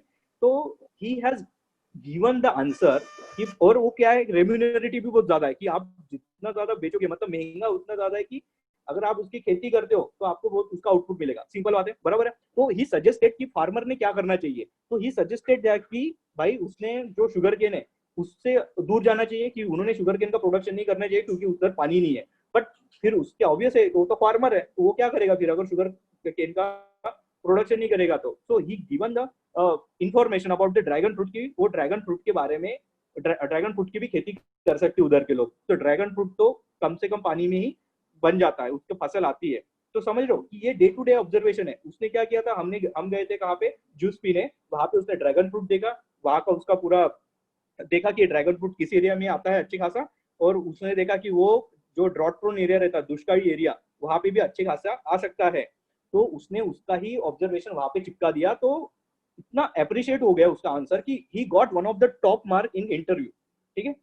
तो समझ लो ना, ये डे टू डे लाइफ का आपको क्वेश्चन पूछ सकते हैं, ऐसा नहीं किसी बुक का ही नॉलेज पूछेंगे कि भाई ये बुक से ये पूछ रहे हैं वो पूछ रहे हैं, ऐसा नहीं होता, जनरल क्वेश्चन पूछते हैं। फॉर एग्जाम्पल मेरा एक्सपीरियंस मैं बताता हूँ कि जैसे मैं नागपुर से हूँ, ठीक है, मैं नागपुर से हूँ, तो आपको पता है Nagpur is a tiger capital of India, पता है ना आपको। Apart from orange city, Nagpur को क्या कहा जाता है, it is A tiger capital of India, और द, हाँ, टाइगर कैपिटल ऑफ इंडिया। क्यों, क्योंकि नागपुर के आजू बाजू में कितने नेशनल पार्क है, बराबर है, पेंच है, ताडोबा है, मेड़घाट है, उधर में नवेगांव बांध है, बहुत सारे, बराबर है। So what he asked about me, मुझे क्या पूछा गया क्वेश्चन, उन्होंने देख लिया कि ये नागपुर से है, तो इसको क्वेश्चन क्या पूछते हैं मेरे को। क्वेश्चन ये पूछा था मुझे कि आपको एक पता रहेगा कि man animal conflict, man animal conflict मतलब क्या है कि जंगल से जो प्राणी वगैरह अभी आ रहे हैं, या शहर में घुस जाते हैं, या फिर कहीं पे गांव में घुस जाते हैं और लोगों को मारते हैं, या फिर कुछ जानवर होगा उनको भी मार देते हैं। तो this is called man animal conflict, कि लोग और मतलब जो एनिमल है और पर्सन है उनके बीच में मैन एनिमल कॉन्फ्लिक्ट चल रहा है, ये ज्यादा बढ़ गया है क्योंकि क्या हो गया, जंगल कम हो रहे हैं, बराबर है। तो ही आस्क्ड अबाउट मी कि भाई ये मैन एनिमल कॉन्फ्लिक्ट है, तो आप कैसे दूर कर सकते हो उसको, ठीक है। तो उसको दूर करने के लिए क्वेश्चन पूछे, क्योंकि क्यों पूछा है, क्योंकि मैं हूँ नागपुर से, और नागपुर के आजू बाजू में महाराष्ट्र का सबसे ज्यादा जंगल, 80% जंगल महाराष्ट्र का सिर्फ विदर्भ एरिया में, अगर आपको डेटा स्टैट पता होगा तो, ठीक है, स्टैट पता होगा तो ठीक है ना, इस तरीके से। तो ये ये बुक में नहीं है कहीं पे कि आप कैसे डील करोगे, क्या करोगे, क्योंकि ये एरिया के हिसाब से आपको अलग अलग तरीके से डील करना पड़ता है। इफ आई वेयर द हाँ इफ अगर मैं पश्चिम महाराष्ट्र से होता तो वहां पे भी कुछ अलग ही ये चलता, मतलब कि अलग ही तरीके से उसको उसका आंसर को डीलिंग करना पड़ता, ठीक है ना। तो ये ऐसा रहता है कि आपके जहाँ से लोकेशन है ना, जहाँ पे आप रहते हो, तो वहां का हिसाब से आपको उसका आंसर बनाने पड़ते हैं। तो इसीलिए मेरा क्वेश्चन आपको लगेगा या फिर आपके हिसाब आप उसका आंसर वैसे दे सकते हो, ऐसा नहीं होगा इंटरव्यू में। समझ में आ गया? ठीक है वैभव? Yes sir, yes. अच्छा ठीक है। तो इसके अलावा अगर किसी को कोई क्वेश्चन है यहाँ तक तो पूछ लीजिए, ठीक है। किसी को कोई क्वेश्चन है क्या, जिनको लगता है कि अभी कुछ पूछना चाहिए, या फिर फर्स्ट 2-3 लेक्चर में अभी तक कंफ्यूजन है कि वो चीज समझी नहीं है, feel free to ask.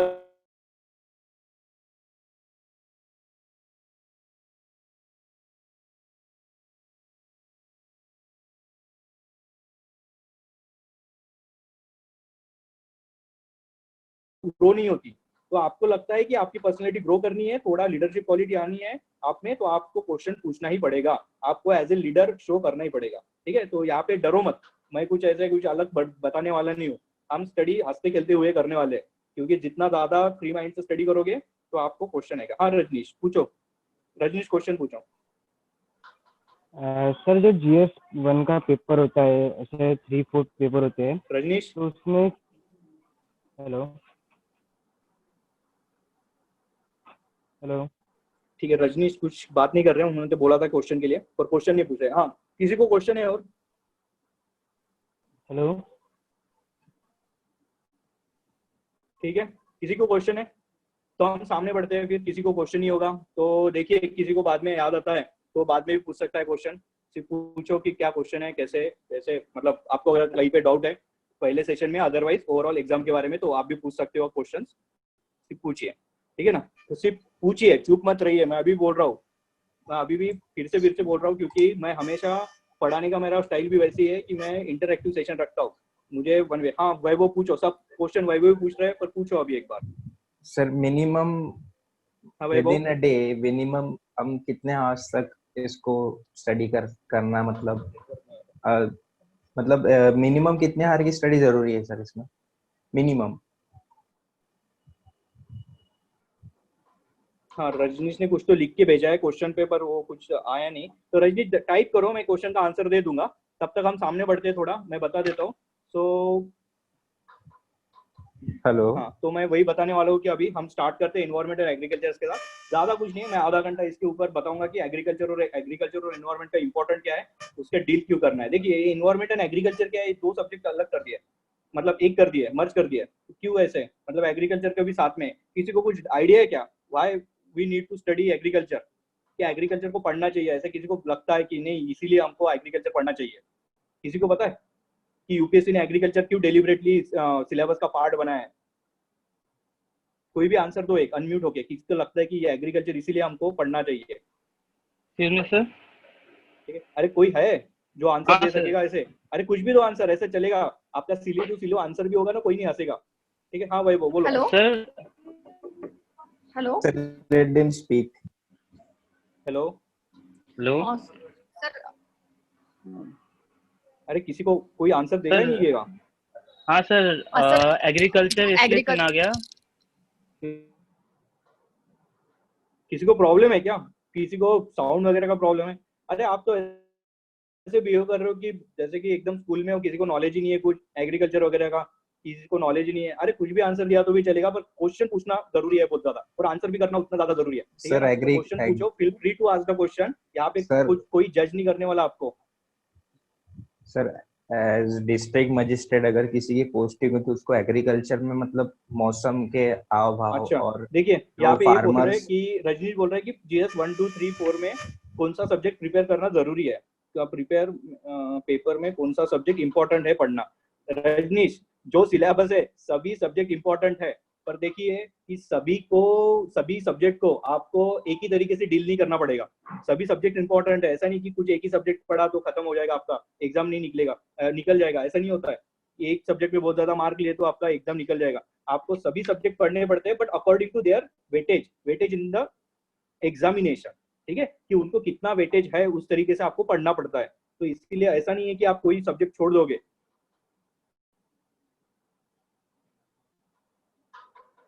Very good, Rahul जहां ने आंसर दिया है कि राहुल एग्जैक्टली वेरी गुड प्रथम कुरुली पे आंसर दिया है कि major part of the Rahul Jha का पहले मैं आंसर पढ़ के बताता हूँ कि why agriculture is important, why UPSC deliberately introduce the agriculture in our syllabus, ठीक है, यूपीएससी सिलेबस, कि उन्होंने बोला राहुल झा ने कि major part of the population is involve in agriculture.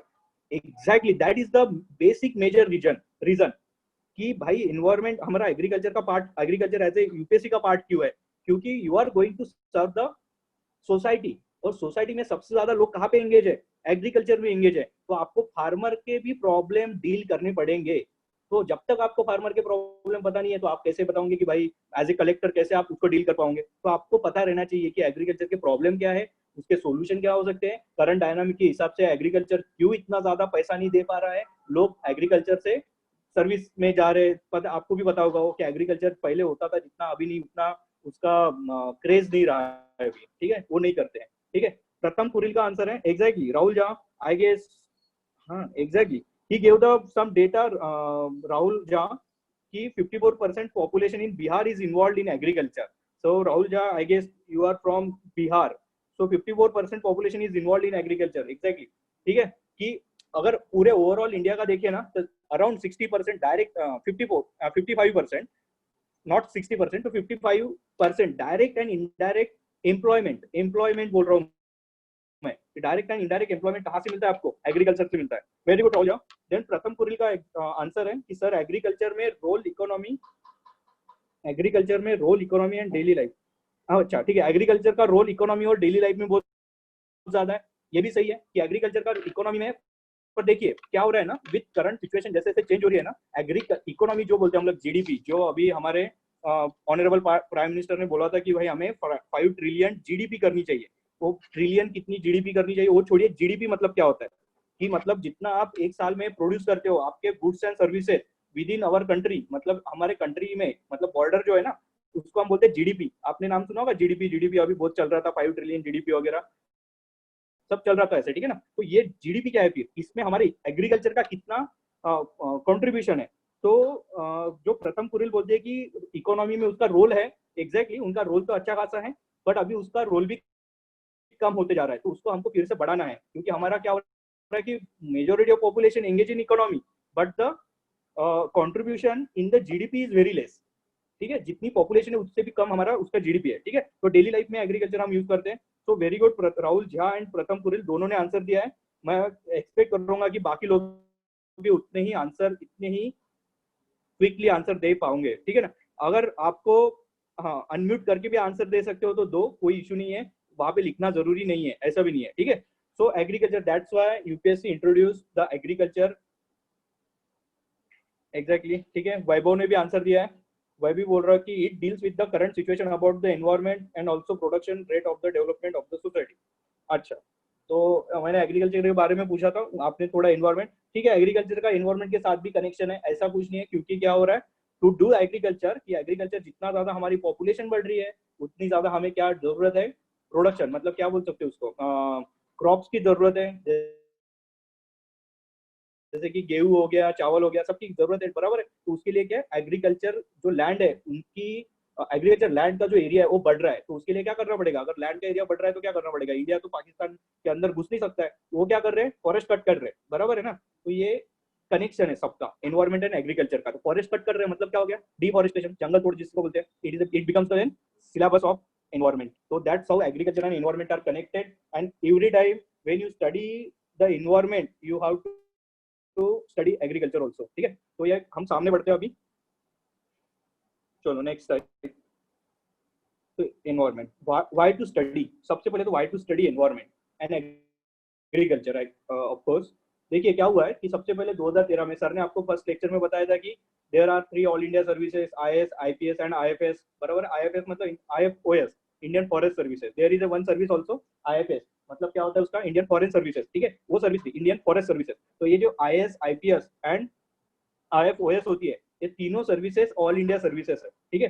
तो पहले जो आईएफओएस है ना उसकी प्रिलिमिनरी एग्जामिनेशन, मेंस एग्जामिनेशन और इंटरव्यू, ये तीनों चीजें अलग थी, ठीक है। अब क्या होता है, अब इंडियन फॉरेस्ट सर्विस की जो प्री है और सिविल सर्विसेज एग्जामिनेशन जिससे अलग अलग जो भी एग्जाम पोस्ट के लिए आप सिलेक्ट होते हो, आईएएस आईपीएस हो गया, आईआरएस हो गया, नंबर ऑफ सर्विसेज, तो उसको सिविल सर्विस एग्जामिनेशन बोलते हैं। इन दोनों को मर्ज कर दिया है 2013 से, ठीक है। 2013 में अभी कॉमन प्री हो रही है 2013 से, तो वो प्री में क्या हो गया, कॉमन होने के कारण क्या हो गया, इन्होंने क्या कर दिया है, प्रीलिमिनरी एग्जाम में एनवायरमेंट का इंपॉर्टेंस बहुत ज्यादा बढ़ गया है। इतना ज्यादा इंपॉर्टेंट बढ़ गया है ना कि around 20 question each year from past 20 year, अगर आप दोनों मतलब एग्रीकल्चर और एनवायरमेंट इन दोनों को अगर कनेक्ट मतलब क्लब करते हो, दोनों को एक साथ देखते हो, तो कंसिस्टेंटली लास्ट 6 ईयर में उसके 20 क्वेश्चन तो आ ही रहे। तो जब 20 क्वेश्चन आ रहे, इसका मतलब क्या, 100 में से 20 क्वेश्चन मतलब कितना हो गया, वेटेज 1/5 क्वेश्चन, मतलब पास्ट में से एक तो क्वेश्चन सिर्फ एनवायरमेंट का ही है या फिर एग्रीकल्चर का ही है। तो that's why you have to study environment. लग रहा होगा आपको कि एनवायरमेंट ऐसा सब्जेक्ट भी है, बहुत ही ऐसा डल सब्जेक्ट है, नाम से तो लगता है एनवायरमेंट पढ़ने की चीज है क्या, बट नहीं। अगर आपको यूपीएससी पास करना है, यूपीएससी पास करना मतलब क्या, प्रीलिम पास करोगे तो मेंस दोगे, मेंस पास करोगे तो इंटरव्यू दोगे। अगर प्रीलिम ही निकालना है आपको, तो आपको एनवायरमेंट पढ़ना ही पड़ेगा किसी भी हालत में, क्योंकि ऐसा भी हुआ एक टाइम पे, तो ऐसे 2014 में कितने 30 question UPSC asked in examination. 30 question मतलब कितना हो गया, 30% वेटेज, ठीक है। इतना आ रहा है सिर्फ यूपीएससी में, तो ये ऐसा होता है। That's why you have to study environment to crack the prelim, क्योंकि प्रीलिम निकालनी है तो आपको एनवायरमेंट पढ़ना ही पड़ेगा। और फॉरेस्ट जब से इंट्रोड्यूस हुई है तो एनवायरमेंट का वेटेज तो बढ़ ही गया है प्रीलिम में, ठीक है। इसके पहले नहीं होता रहेगा, मुझे भी पता नहीं एग्जैक्ट, पर पहले तो कम ही था, पर बाद में एनवायरमेंट के क्वेश्चन बढ़ गए, ठीक है ना। देन प्रीलिम में देखो, वहां पे लिखा, मैंने अंडरलाइन करके रखा है, हाईएस्ट मार्क्स है इन प्रीलिम में किसी भी सब्जेक्ट से। There are number of subject, ठीक है, यूपीएससी में नंबर ऑफ सब्जेक्ट है, पर इन सब सब्जेक्ट में सबसे ज्यादा अगर किसी चीज का वेटेज है ना, तो वो है एनवायरमेंट का, ठीक है ना। तो इसका मतलब क्या है कि उसमें है तुम्हारा एनवायरमेंट है, पॉलिटी है, हिस्ट्री है, ज्योग्राफी है, इकोनॉमिक्स है, साइंस टेक है, स्कीम्स है, बहुत सारी चीजें, पर इन सब में सबसे ज्यादा अगर कुछ वेटेज रहता है प्रीलिमिनरी एग्जामिनेशन, मैं अभी प्रीलिम में फोकस कर रहा हूँ, तो सबसे ज्यादा फोकस रहता है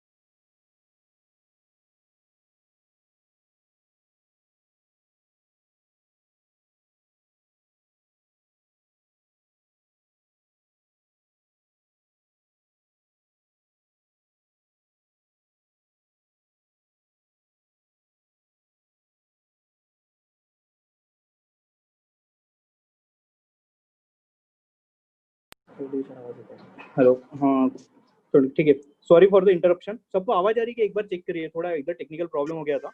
हाँ सर, आ रही है सर। अच्छा, क्लियर है, सबको आवाज क्लियर है? यस। Yes sir. हाँ, पूछे, किसका क्वेश्चन है? ठीक है, किसी का क्वेश्चन है, चलो ठीक है, नेक्स्ट। तो प्रीलिम में सबसे हाईएस्ट वेटेज है किसी भी सब्जेक्ट के कंपेयर में, सबसे हाईएस्ट अगर किसी पे वेटेज है इन्वायरमेंट में, तो प्रीलिम में सबसे ज्यादा। तो प्रीलिम में आपको एनवायरमेंट पढ़ना ही पढ़ना पड़ेगा, क्योंकि उसके अलावा पास नहीं होंगे, ठीक है। मैं और बताता हूँ कि व्हाई टू स्टडी, कि भाई ये मार्क होंगे, फिर ऐसा भी हो सकता है कि कभी कभी कि ठीक है, मैं 20 क्वेश्चन पूरे के पूरे 80 क्वेश्चन में सही लाता हूँ और 20 क्वेश्चन नहीं भी किया तो भी होगा, पर वो भी बताता हूँ कि क्यों पढ़ना चाहिए सामने में। मेंस में देखिए, पहले मेंस में कैसा है कि मेंस में वैसे तो एक्सक्लूसिव आपका जो सिलेबस है वो जीएस 3 में है, ठीक है। जीएस 3 में एक्सक्लूसिव सिलेबस है आपका, जीएस 3 में, ठीक है, एक्सक्लूसिव सिलेबस एनवायरमेंट का जो दिया है, मतलब इसी हेड के नीचे दिया है, यही वर्ड वहां पे मेंशन है, एनवायरमेंट, इकोलॉजी, डिजास्टर मैनेजमेंट, ठीक है। तो इसी हेड के अंदर वहां पे क्या होता है, जीएस 3 में आपका सिलेबस दिया है, क्योंकि आपको सर ने बताया होगा कि जैसे कि हमारे बहुत सारे सब्जेक्ट है जीएस 1 2 3 में सेग्रीगेशन है। देखो ब्रॉड, नेक्स्ट स्लाइड पे, सॉरी, देखिए ये वाला स्लाइड बहुत ज्यादा इंपॉर्टेंट है। बाकी आपको डिटेल में तो सिलेबस पढ़ना ही है, पर ओवरऑल ब्रॉड अगर सिलेबस का ये करते हैं हम लोग, डिवीजन करते हैं, तो जीएस 1 में हमें 3 सब्जेक्ट, 3 इसमें डिवाइड करना पड़ता है। एक रहता है Indian art and culture and history, second है तुम्हारा सोसाइटी और ज्योग्राफी। तो देखो ये ज्योग्राफी माइंड करो जीएस 1 में, ठीक है, जीएस 1 में ज्योग्राफी है। और पेपर 2 जैसे मैम ने कल बताया था आपको कि पेपर 2 हमारा GS2 क्या कंसिस्ट करता है, पॉलिटी एंड इंटरनेशनल रिलेशन, ठीक है, international relation affairs, international affair. और GS3 में हमारा क्या है, economics and economy, Indian economy, then environment and disaster management, यहाँ पे माइंड करो ये वाला particular environment and disaster management, then internal security रहता है, देन साइंस एंड टेक्नोलॉजी बाद में देखते हैं। फिर GS4 तुम्हारा एक्सक्लूसिव इथिक्स सब्जेक्ट का है, पर हमें कहाँ पे माइंड करना है, देखिए ये जो ज्योग्राफी है यहाँ पे GS पेपर 1 में, और यहाँ पे ये वाला portion environment and disaster management मतलब GS पेपर 3 में, यहाँ पे हमें फोकस करना है। यहाँ पे तुम्हारा आता है एनवायरमेंट GS1 एंड GS3 में, ठीक है।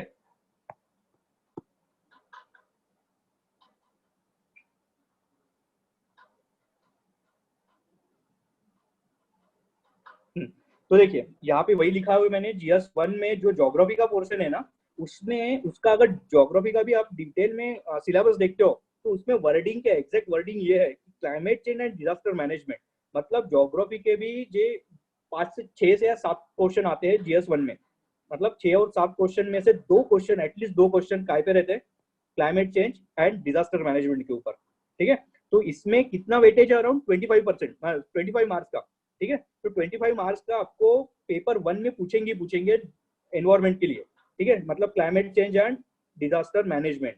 जैसे अभी क्या चल रहा है हमारा, कोविड चल रहा है ना, it is natural disaster actually, ठीक है। वो देखेंगे वो नेचुरल है कि नहीं है, वो मैन मेड बनाया नहीं है, पर अभी तक तो हम लोग मान के चल रहे हैं it is a natural disaster, तो it is a natural disaster. तो इसीलिए disaster management is very important from the perspective of UPSC, you have to study disaster management, ठीक है। तो यहाँ पे फिर उसके बाद हमारा GS3 एक्सक्लूसिव यहाँ पे मेंशन करा है कि एनवायरमेंट आपको पढ़ना है या फिर वो पार्ट है UPSC सिलेबस का। तो यहाँ पे environment, ecology and disaster management again, पर यहाँ पे क्या क्वेश्चन ज्यादा है, 4 क्वेश्चन कंपलसरी 4 क्वेश्चन पेपर 3 में एनवायरमेंट के ऊपर रहते हैं।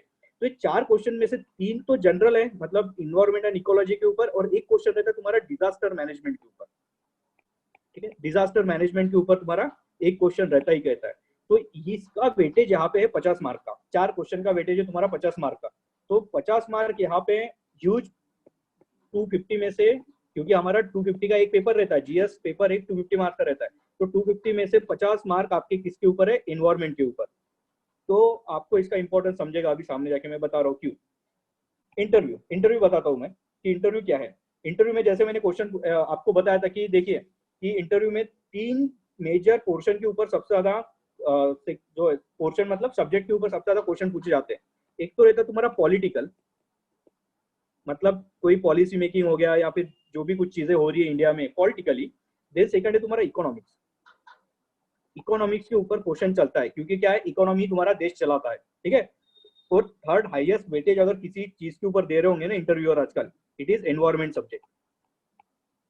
और बहुत ही बार मतलब हर जो भी एस्पिरेंट वहां तक पहुंचता है इंटरव्यू तक, इन तीनों चीज के ऊपर सबसे ज्यादा आपको क्वेश्चन पूछे जाएंगे। बाकी सब्जेक्ट जो ज्योग्राफी वगैरह है ना, उसके ऊपर ज्यादा पूछते ही नहीं है। हिस्ट्री के ऊपर कभी क्वेश्चन नहीं आएगा आपको, कभी क्वेश्चन नहीं आएगा, ठीक है। तो ये 3 चीजें आपको ज्यादा फोकस करनी पड़ती है इंटरव्यू पॉइंट ऑफ व्यू, कि पॉलिटिकली आपको नॉलेज होना चाहिए अच्छा खासा, इकोनॉमिकली नॉलेज होना चाहिए और एनवायरमेंटली होना चाहिए। तो इसीलिए पेपर रीडिंग के टाइम पे, अभी बोल रहा हूँ, मैंने इसके पहले बोला कि paper reading is, news paper reading is very important. तो आपको ये 3 चीजें बहुत ज्यादा फोकस करनी है, और एनालिसिस के साथ।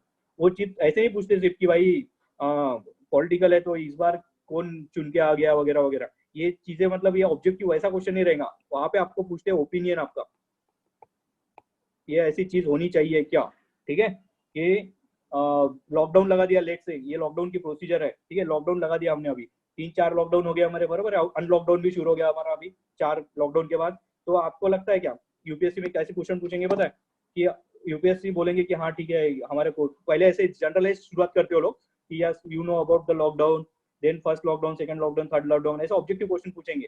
सो लास्ट क्वेश्चन पूछते हैं जहाँ पे आपको चेक किया जाता है, जहाँ पे आपका ओपिनियन मैटर करता है बहुत ज्यादा। वो पूछेंगे कि डू यू थिंक कि लॉकडाउन, सॉरी हाँ, do you think lockdown is valid in this particular situation.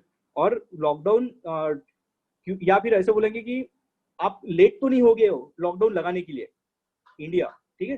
तो ये एनालिसिस से पता चलेगा आपको कि हम लेट हुए हैं, नहीं हुए हैं, या फिर बाकी कंट्रीज ने कब लगाया है, फिर हमने कब लगाया। हमारा मतलब जो इंक्रीमेंट रेट बोलते हैं ना हम लोग, कि इंक्रीमेंट हो रहा है हर चीज का, मतलब वायरस का या फिर पेशेंट्स का, तो ये इंक्रीमेंट रेट बहुत ज्यादा हुआ था क्या नहीं है, इसके लिए क्या करना पड़ता है आपको, ऑब्जर्वेशन, न्यूज़पेपर पढ़ना पड़ेगा कि ये ऑब्जर्वेशन कैसे, क्या, कब, कहाँ, कब पड़ा लगा था और उसका कैसे इम्पैक्ट हुआ है, कि कंट्रोल में रहा या नहीं रहा, या फिर बहुत ही ज्यादा बढ़ गया है।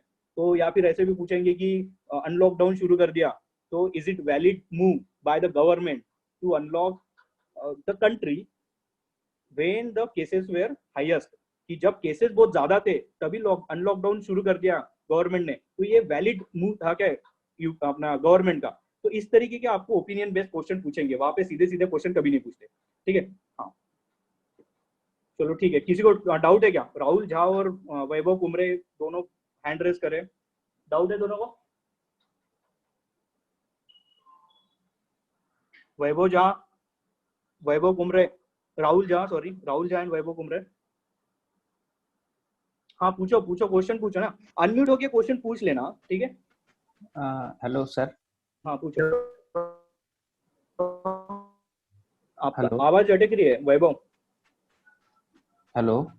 हाँ आवाज क्लियर, हाँ भी ठीक है। सर जो करंट अफेयर्स है, हम्म तो और ये जो पेंडेमिक अभी चल रहा है, सर और भी एक साल बाद हम अगर बाय चांस हम इंटरव्यू तक पहुंच गए एक साल बाद, तो जो करंट सिचुएशन अभी इंटरव्यू के वक्त, अभी जब मैं आगे इंटरव्यू दे रहा हूँ, तो वो कितने दिनों पहले क्वेश्चन पूछते हैं? 1-2 साल पहले की भी पूछते हैं जो करंट ऐसा कुछ नहीं रहेगा, कुछ नहीं। देखो देखो राहुल था ना, राहुल था या वैभव था? नहीं, वैभव सर। अच्छा आप वैभव, देखो ऐसा कुछ नहीं रहेगा। अगर करंट कंटेक्स्ट में वो क्वेश्चन आता है, वो बैक ईयर के 2 साल के पहले का भी कुछ इशू रहे ना, पर करंट कंटेक्स्ट में उसका कुछ रिलीवेंस आता है ना, तो वो भी क्वेश्चन बैक ईयर के 2 साल पहले के भी इवेंट उतना ही आपको मैटर करेगा। कि मान लो कि अभी कैसे हुआ था, कि जैसे हम लोग इंटरनल सिक्योरिटी देखते हैं कि भाई मुंबई अटैक हुआ था, आपको पता है मुंबई अटैक, ठीक है। मुंबई अटैक होके कितना टाइम हो गया, बहुत ज्यादा टाइम हो गया, 2008 में हुआ था अराउंड, ठीक है। तो उसके बाद भी अभी भी क्वेश्चन पूछते हैं कि what is the preparedness of India to tackle with the जो बोलते हैं ना हम लोग अटैक्स वगैरह, या फिर टेररिस्ट अटैक, कब हुआ था? 2008 में हुआ था। अभी भी क्वेश्चन पूछते हैं कि हमारी इंडिया की प्रिपेयर्डनेस कितनी है अभी भी है, 10 साल के बाद भी वो क्वेश्चन चल रहा है। तो अगर मान लो ये पर्टिकुलर क्वेश्चन अगर उस टाइम पे रिलेवेंट भी हो सकता है तो पूछेंगे, ऐसा कुछ नहीं है कि भाई 6 महीने पहले का करंट पूछेंगे वगैरह वगैरह, ठीक है। तो हाँ, पर डरो भी मत, जब आप यूपीएससी करोगे ना, तो आपको ना पास्ट का अपने आप नॉलेज आ जाता है जितना, क्योंकि यूपीएससी का वास्टनेस ही उतना है कि आपको पास्ट का नॉलेज आ जाएगा। नहीं तो ऐसा आप सोचोगे कि इतना करंट अफेयर याद रखना पड़ता है वगैरह वगैरह, ऐसा नहीं होता। जब आप पढ़ाई करते हो ना, तो वो उसी स्टाइल से पढ़ते हो कि आपको पास्ट इवेंट पढ़ने ही पड़ते हैं to understand the current situation. क्योंकि अभी आपको हिस्ट्री पता ही रहना चाहिए किसी भी चीज के लिए, करंट सिचुएशन समझने के लिए उसका हिस्ट्री पता ही रहना पड़ता है।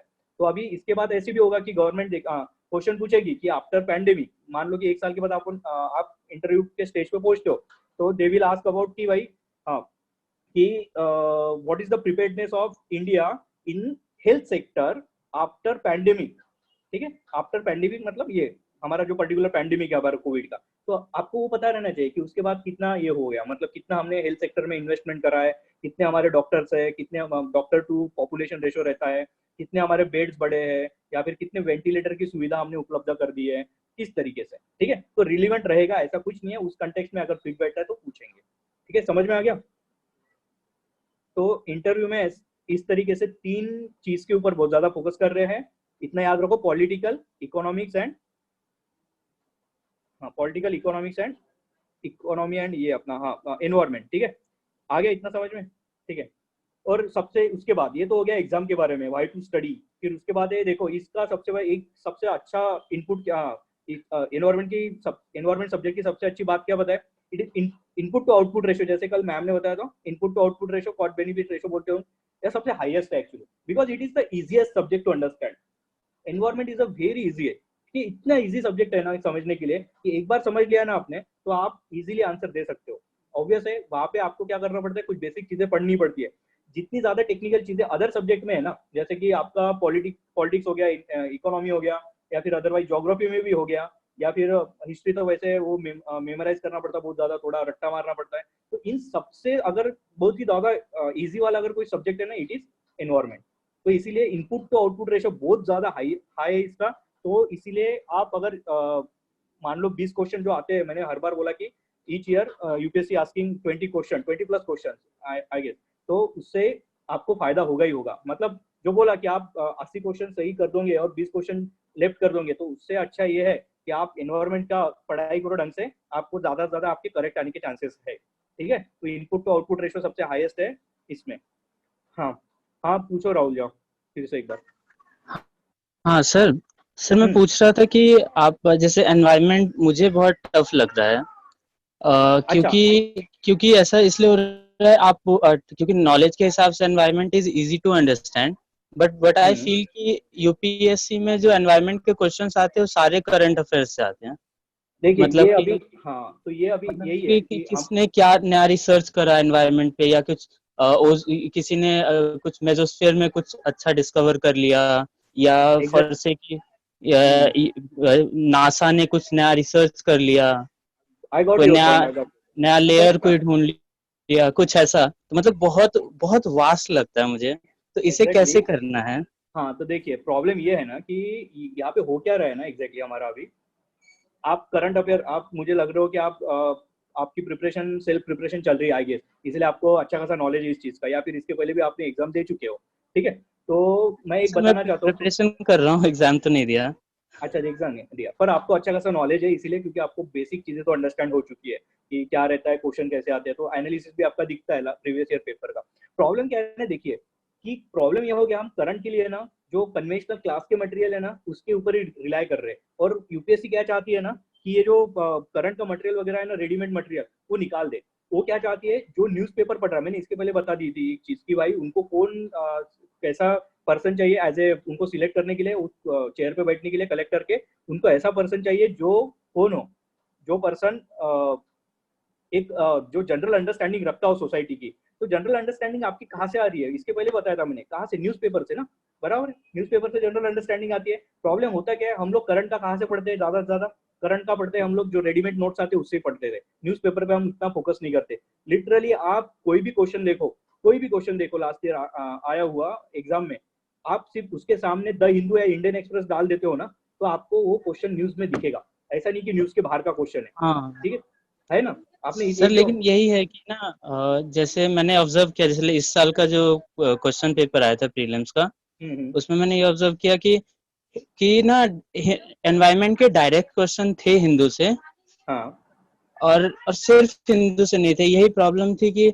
वो देखिए देखिए, इंडियन एक्सप्रेस से भी थे, न्यूज़पेपर से थे, इंडियन एक्सप्रेस से भी थे, हिंदू से भी थे, अच्छा, और कुछ इंटरनेशनल जो वेब जर्नल्स आते हैं एनवायरनमेंट के ऊपर। हाँ बराबर है, बराबर है। देखिए कैसे होगा ना कि देखो एक दो क्वेश्चन के लिए ना मैं खुद सजेस्ट नहीं करूंगा कि एक पर्टिकुलर पेपर पढ़ो या पर्टिकुलर जर्नल पढ़ो, तो आपको क्या करना है, मैक्स टू मैक्स मार्क निकालने पड़ते हैं, बराबर है। जैसे कि अभी 20 से 22 क्वेश्चन आ रहे हैं यूपीएससी के, तो मतलब एनवायरमेंट के, तो आपको ऐसे नहीं कि सभी के सभी क्वेश्चन आपको आएगी, ठीक है ना, ये पॉसिबिलिटी भी नहीं है, पर हमें टारगेट क्या रखना है, मैक्स टू मैक्स क्वेश्चन आपको, मैक्सिमम मतलब एटलीस्ट 20 क्वेश्चन है तो एटलीस्ट आपको 16-15 तो क्वेश्चन आ ही जाने चाहिए। तो आपको पता है ना कि हिंदू में से 7-8 क्वेश्चन डील हो रहे हैं, और 7-8 क्वेश्चन तो हमारे स्टैटिक के हैं, तो बस उतना ही करिए। फिर उसके अच्छा, बाद एक पर्टिकुलर एक वेबसाइट वगैरह है, तो 2-3 आपकी जो बेसिक वेबसाइट है ना उसको आप कंसिडर कर सकते हो। फॉर एग्जांपल यूएनएपी है, यूनाइटेड नेशन एनवायरमेंटल प्रोग्राम है, वर्ल्ड मेट्रोलॉजिकल ऑर्गेनाइजेशन है, इंडिया का भी हो गया तो हमारा सीएसआईआर के भी कुछ डेटा ये होते हैं, जैसे कि नागपुर में, नागपुर से तो आपको बता सकते हो, आपको भी पता होगा आई गेस कि सिर्फ पूरे देश में अगर कहीं पे इन्वायरमेंटल इंजीनियरिंग कॉलेज है, इन्वायरमेंटल इंजीनियरिंग कॉलेज, वो नागपुर में है। ठीक है, तो इन्होंने क्या किया है, करंट में भी था, आपने भी पढ़ा हो गया, इन्होंने ग्रीन क्रैकर्स मतलब क्या, पटाखे जो बोलते हैं ना हम लोग फोड़ते हैं, तो जो कम प्रदूषण करने वाले पटाखे, तो नीरी ने डेवलप करे हैं। तो ऐसी चीजें जो रहती है ना, जो गवर्नमेंट के ऑथेंटिकेटेड ऐसे वेबसाइट्स है, ministry of environment and forest and climate change, ये वाली वेबसाइट है, उसके ऊपर जाओ, पीआईबी का डेटा देखो, इतना भी किया ना तो एटलीस्ट आपके 2-3 क्वेश्चन उससे भी डील हो जाएंगे। तो एक क्वेश्चन के लिए बहुत ज्यादा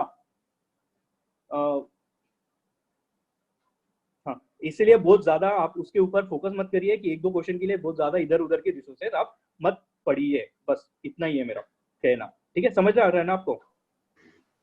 yes sir, thank you okay sir. Okay okay, ठीक है। हाँ, सबसे और इम्पोर्टेंट बात क्या है आपकी इसकी, कि आपको लेस मटेरियल टू रीड, इसके लिए बहुत ही कम मटेरियल रीड करना पड़ता है।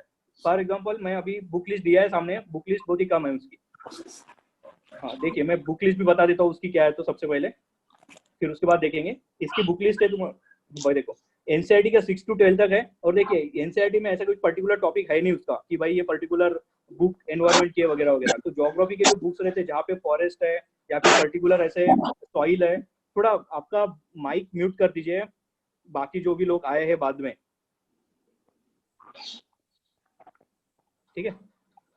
तो ये बात कीजिए कि 6 to 12 तक का आपको एनसीईआरटी पढ़ना है। फिर उसके बाद शंकर आयस करके एक बुक है, it is like Bible of environment, ठीक है, बाइबल फॉर एनवायरमेंट। तो ये शंकर आयस ये बुक हाथ में रखिए, आपके सब करंट अफेयर्स के जो आपका स्टैटिक डेट ये है, बट सब कुछ जो स्टैटिक नॉलेज है वो कवर हो जाएगा उससे। अदरवाइज न्यूज़पेपर है एक आपको रखना ही है साथ में। योजना मैगजीन पढ़िए, या साइड में 2 फोटो है योजना मैगजीन के, देखिए साल में एक बार एक एनवायरमेंट का टॉपिक योजना से रहता ही है, मतलब योजना एक एनवायरमेंट के ऊपर बनती है। तो ये एनवायरमेंट के ऊपर या फिर डिजास्टर मैनेजमेंट के ऊपर एनवायरमेंट एक टॉपिक रहता है ये योजना का। तो वहां से आपको क्या मिलेगा, गवर्नमेंट का डेटा मिलेगा, जो ऑथेंटिकेटेड डेटा रहता है ना, तो वो मिलेगा। तो आपको ये योजना भी पढ़नी है। फिर उसके अलावा इंटरनेट है, जैसे आपने बोला अभी राहुल ने बोला कि आपको इंटरनेट वगैरह से थोड़ा एक्स्ट्रा मटेरियल ढूंढना पड़ता है, तो उतना करना ही पड़ेगा आपको। तो उसकी कुछ विकिपीडिया, डाउन टू अर्थ, ऐसे कुछ साइट्स है, वो आपको डिटेल में बताया दिया जाएगा क्लास में बाद में, ठीक है। Government website, ministry of environment and climate change, ठीक है, ministry of environment forest and climate change है एक्चुअली वो, ठीक है, पीआईबी ईटीसी। तो पीआईबी का भी मतलब ministry of environment climate change का भी आपको अच्छा खासा उससे नॉलेज मिल जाएगा। जैसे कि हमारा ministry of environment and climate change क्या करता है, टाइगर सेंसस वगैरह जो बोलते हैं हम लोग, टाइगर सेंसस, टाइगर सेंसस पता है कि कितने हमारे बाघ रहे हैं, कितने हैं, वो भी रिलीज करता है इस तरीके से। तो ministry of environment and climate change, वहां से आपको डेटा मिलेगा, क्योंकि बहुत बार उसके ऊपर एनवायरमेंट के क्वेश्चन बने हैं, ठीक है। यहाँ तक समझ में आ गया अभी, ठीक है। नेक्स्ट बताता हूँ मैं अभी, चलिए देखिए, ये बाद में लेते हैं। प्रीवियस ईयर क्वेश्चन का वेटेज देखिए, देखो कंसिस्टेंटली, जैसे 2013 में 17 क्वेश्चन एनवायरमेंट के थे और 5 क्वेश्चन आपके इससे थे एग्रीकल्चर से, तो 22 क्वेश्चन हो गए टोटल। देखिए 2014 में एकदम शूट हो गया था अचानक से, वहां से 26 से 28 क्वेश्चन आ गए थे। 28 मतलब कितना हो गया टोटल, देख लीजिए 36 क्वेश्चन हो गया हो। इतने क्वेश्चन अगर सिर्फ एक ही सब्जेक्ट से आ रहे हैं, तो why not to study environment. Environment पढ़ना ही पड़ेगा और बहुत इजी सब्जेक्ट है। 22 है, 21 है, फिर उसके बाद 17 में 14 क्वेश्चन, तो इफेक्टिवली 19 हो गए हो एग्रीकल्चर को पकड़ के। और करंट ईयर में देखिए 23 क्वेश्चन हो गए, 2 एग्रीकल्चर के और तुम्हारे 21 क्वेश्चन है एनवायरमेंट के। तो दिख रहा है आपको कि कंसिस्टेंटली 20 तक तो उसके क्वेश्चन है, average on an average 20 question तो उसके आते ही है। तो आपको एनवायरमेंट पढ़ना ही पड़ेगा प्री के लिए। तो टॉपिक वाइज कुछ एनालिसिस है। पोल्यूशन, पोल्यूशन सबसे ज्यादा इंपॉर्टेंट सब्जेक्ट है। जैसे कि अभी आप अगर न्यूज पढ़ते होंगे तो आपको पता है पोल्यूशन का, जैसे कि दिल्ली पोल्यूशन है, न्यूज में था दिल्ली पोल्यूशन, मतलब जाड़े में जाते हो या फिर विंटर सीजन में जाते हो, वहां पे दिखता ही नहीं है सामने वाली चीज है। तो पोल्यूशन, ये चीजें के ऊपर यूपीएससी का बहुत ज्यादा फोकस है। फ्लोरा एंड फोना मतलब क्या कि कौन सी वनस्पति या कौन सा प्राणी इंपॉर्टेंट है, इसीलिए हम लोग टाइगर सेंसस कर रहे हैं, एलिफेंट सेंसस कर रहे हैं, तो क्योंकि उसका एक इंपॉर्टेंस है नेचर में, तो वो रहना ही चाहिए उसके लिए। फिर एग्रीकल्चर, एग्रीकल्चर तो मैंने बता दिया कि एग्रीकल्चर इंपॉर्टेंट है। फिर उसके बाद नेशनल पार्क वगैरह भी है, ठीक है। फिर energy, energy is very important, क्योंकि पॉपुलेशन बढ़ रही है, दिन ब दिन हमें एनर्जी चाहिए। मोबाइल सबके पास आ गए, लैपटॉप सबके पास आ रहे हैं आजकल, ठीक है, सबके घर में बिजली पंखे चल रहे हैं, तो एनर्जी तो चाहिए चाहिए। Otherwise India going through the phase of development, ठीक है ना। तो डेवलपमेंट अभी डेवलपिंग कंट्री में, डेवलपिंग कंट्री कहलाती है इंडिया, तो अभी डेवलप कर रही है, तो एनर्जी की रिक्वायरमेंट रहती है बहुत ज्यादा। जो डेवलपिंग कंट्री रहती है ना, उनको डेवलप फेज में जाने के लिए एनर्जी की बहुत ज्यादा रिक्वायरमेंट रहती है। तो energy also is the part of environment. Afforestation, afforestation जैसे इसके पहले बताया था, मेरे को क्वेश्चन पूछा गया था मैन एनिमल कॉन्फ्लिक्ट का, बराबर है।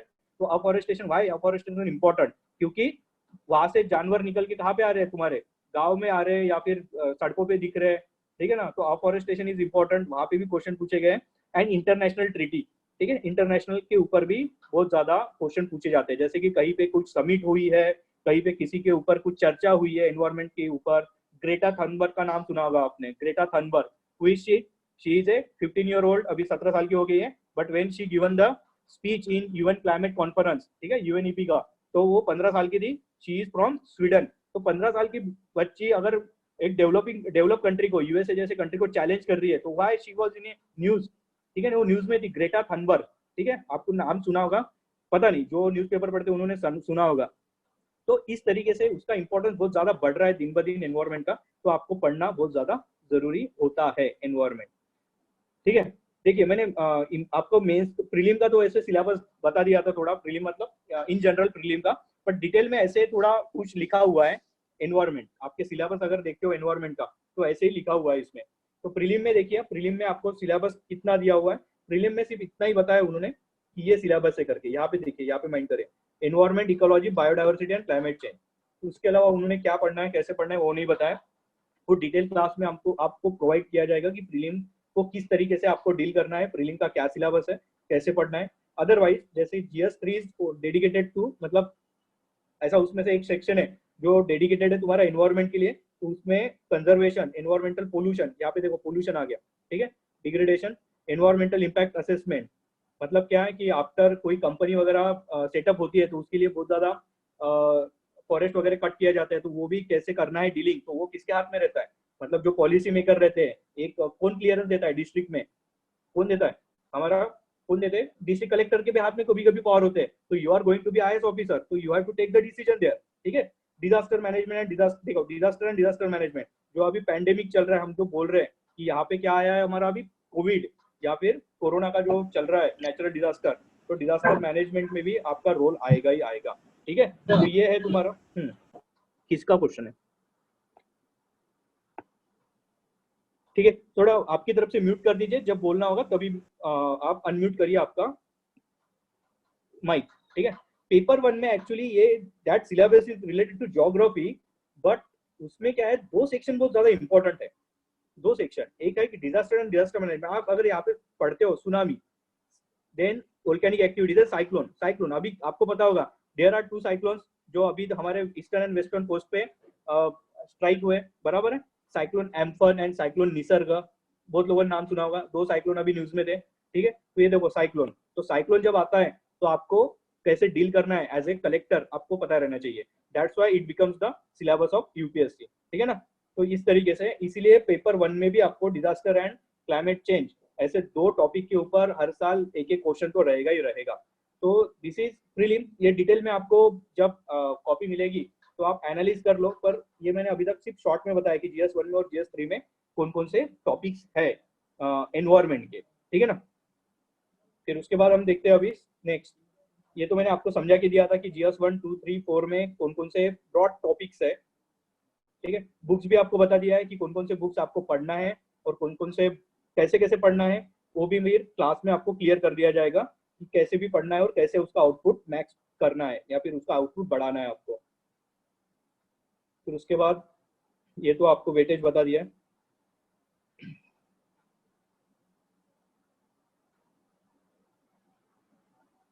ठीक है। तो यहाँ तक तो हमने खत्म कर दिया अभी, ये सब कुछ मैंने आपको सिर्फ एक ओवरव्यू दे दिया है कि एनवायरमेंट में हम क्या पढ़ने जा रहे हैं, सिलेबस क्या है। मैं डिटेल में और सिलेबस और नेक्स्ट लेक्चर में जो भी रहेगा आपका, हमारा रेगुलर लेक्चर शुरू हो जाएगा एनवायरमेंट का, तब बताऊंगा कि कैसे करना है, क्या करना है, कैसे डील करना है, और उसके साथ साथ कंसेप्ट भी क्लियर कर दूंगा, ठीक है। बट एक चीज है जो आप बुक में पढ़ते हो पर उसके मीनिंग किसी को पता नहीं रहते एग्जैक्टली, सो ये मेरे को सिर्फ यहाँ पे हमारा लेक्चर खत्म हो जाएगा अभी, तो मुझे ये तीनों का डिफरेंस किसी को पता होगा तो बताइए, और अनम्यूट होके बताइए, कोई लिखेगा नहीं वहां पे।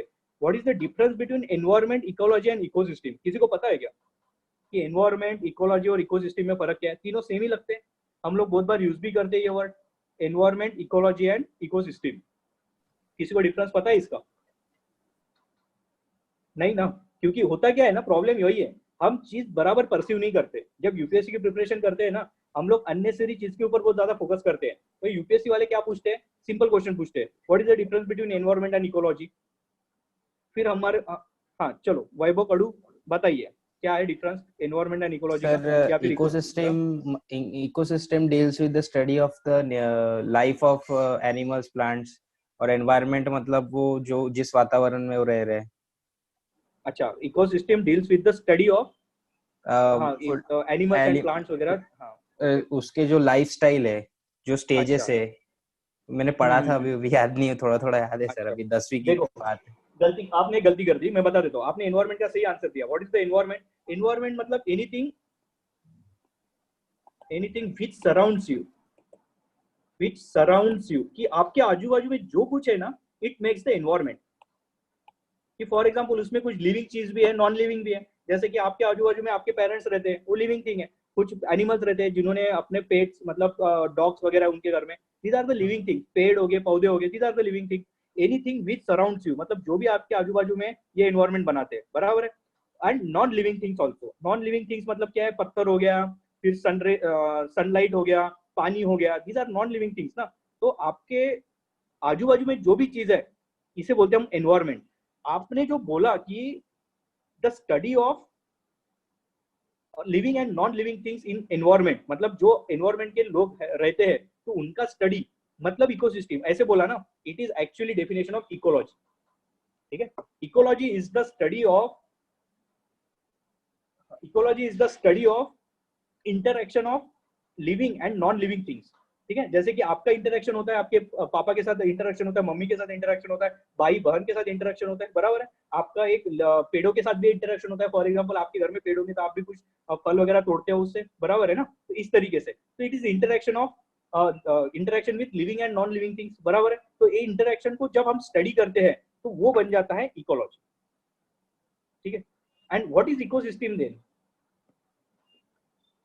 Ecosystem is when ecosystem is the interaction, कि भाई आप इंटरेक्शन जो हो रहा है ना आपका लिविंग और नॉन लिविंग के साथ, तो उसको बोलते हैं हम लोग इकोसिस्टम। और जो इंटरेक्शन हो रहा है, मतलब देखो एनवायरमेंट जो आपके सराउंडिंग में है उसमें living and non living thing है, तो उसमें living and non living thing का हो रहा है इंटरेक्शन एक दूसरे के साथ, तो इट बिकम्स इकोसिस्टम। मतलब interaction of living and non living thing is called ecosystem. एक इकोसिस्टम है कि आप पेड़ों को पानी डालते हो, पेड़ बड़ा होता है, पेड़ आपको फल देता है, ये एक सिस्टम बनी है, ठीक है। और इस इकोसिस्टम का ही जब हम स्टडी करते हैं या फिर उसको एक बोलते हैं ना कि जो स्टडी का पार्ट बनाते हैं उसको, या फिर बुकिश फॉर्म में उसको हम पढ़ते हैं, तो it become the study of ecosystem is called ecology, ठीक है। This is the basic definition of environment, ecology and ecosystem. So many a time you know the word but you don't know the exact meaning of that word environment, ecology and ecosystem.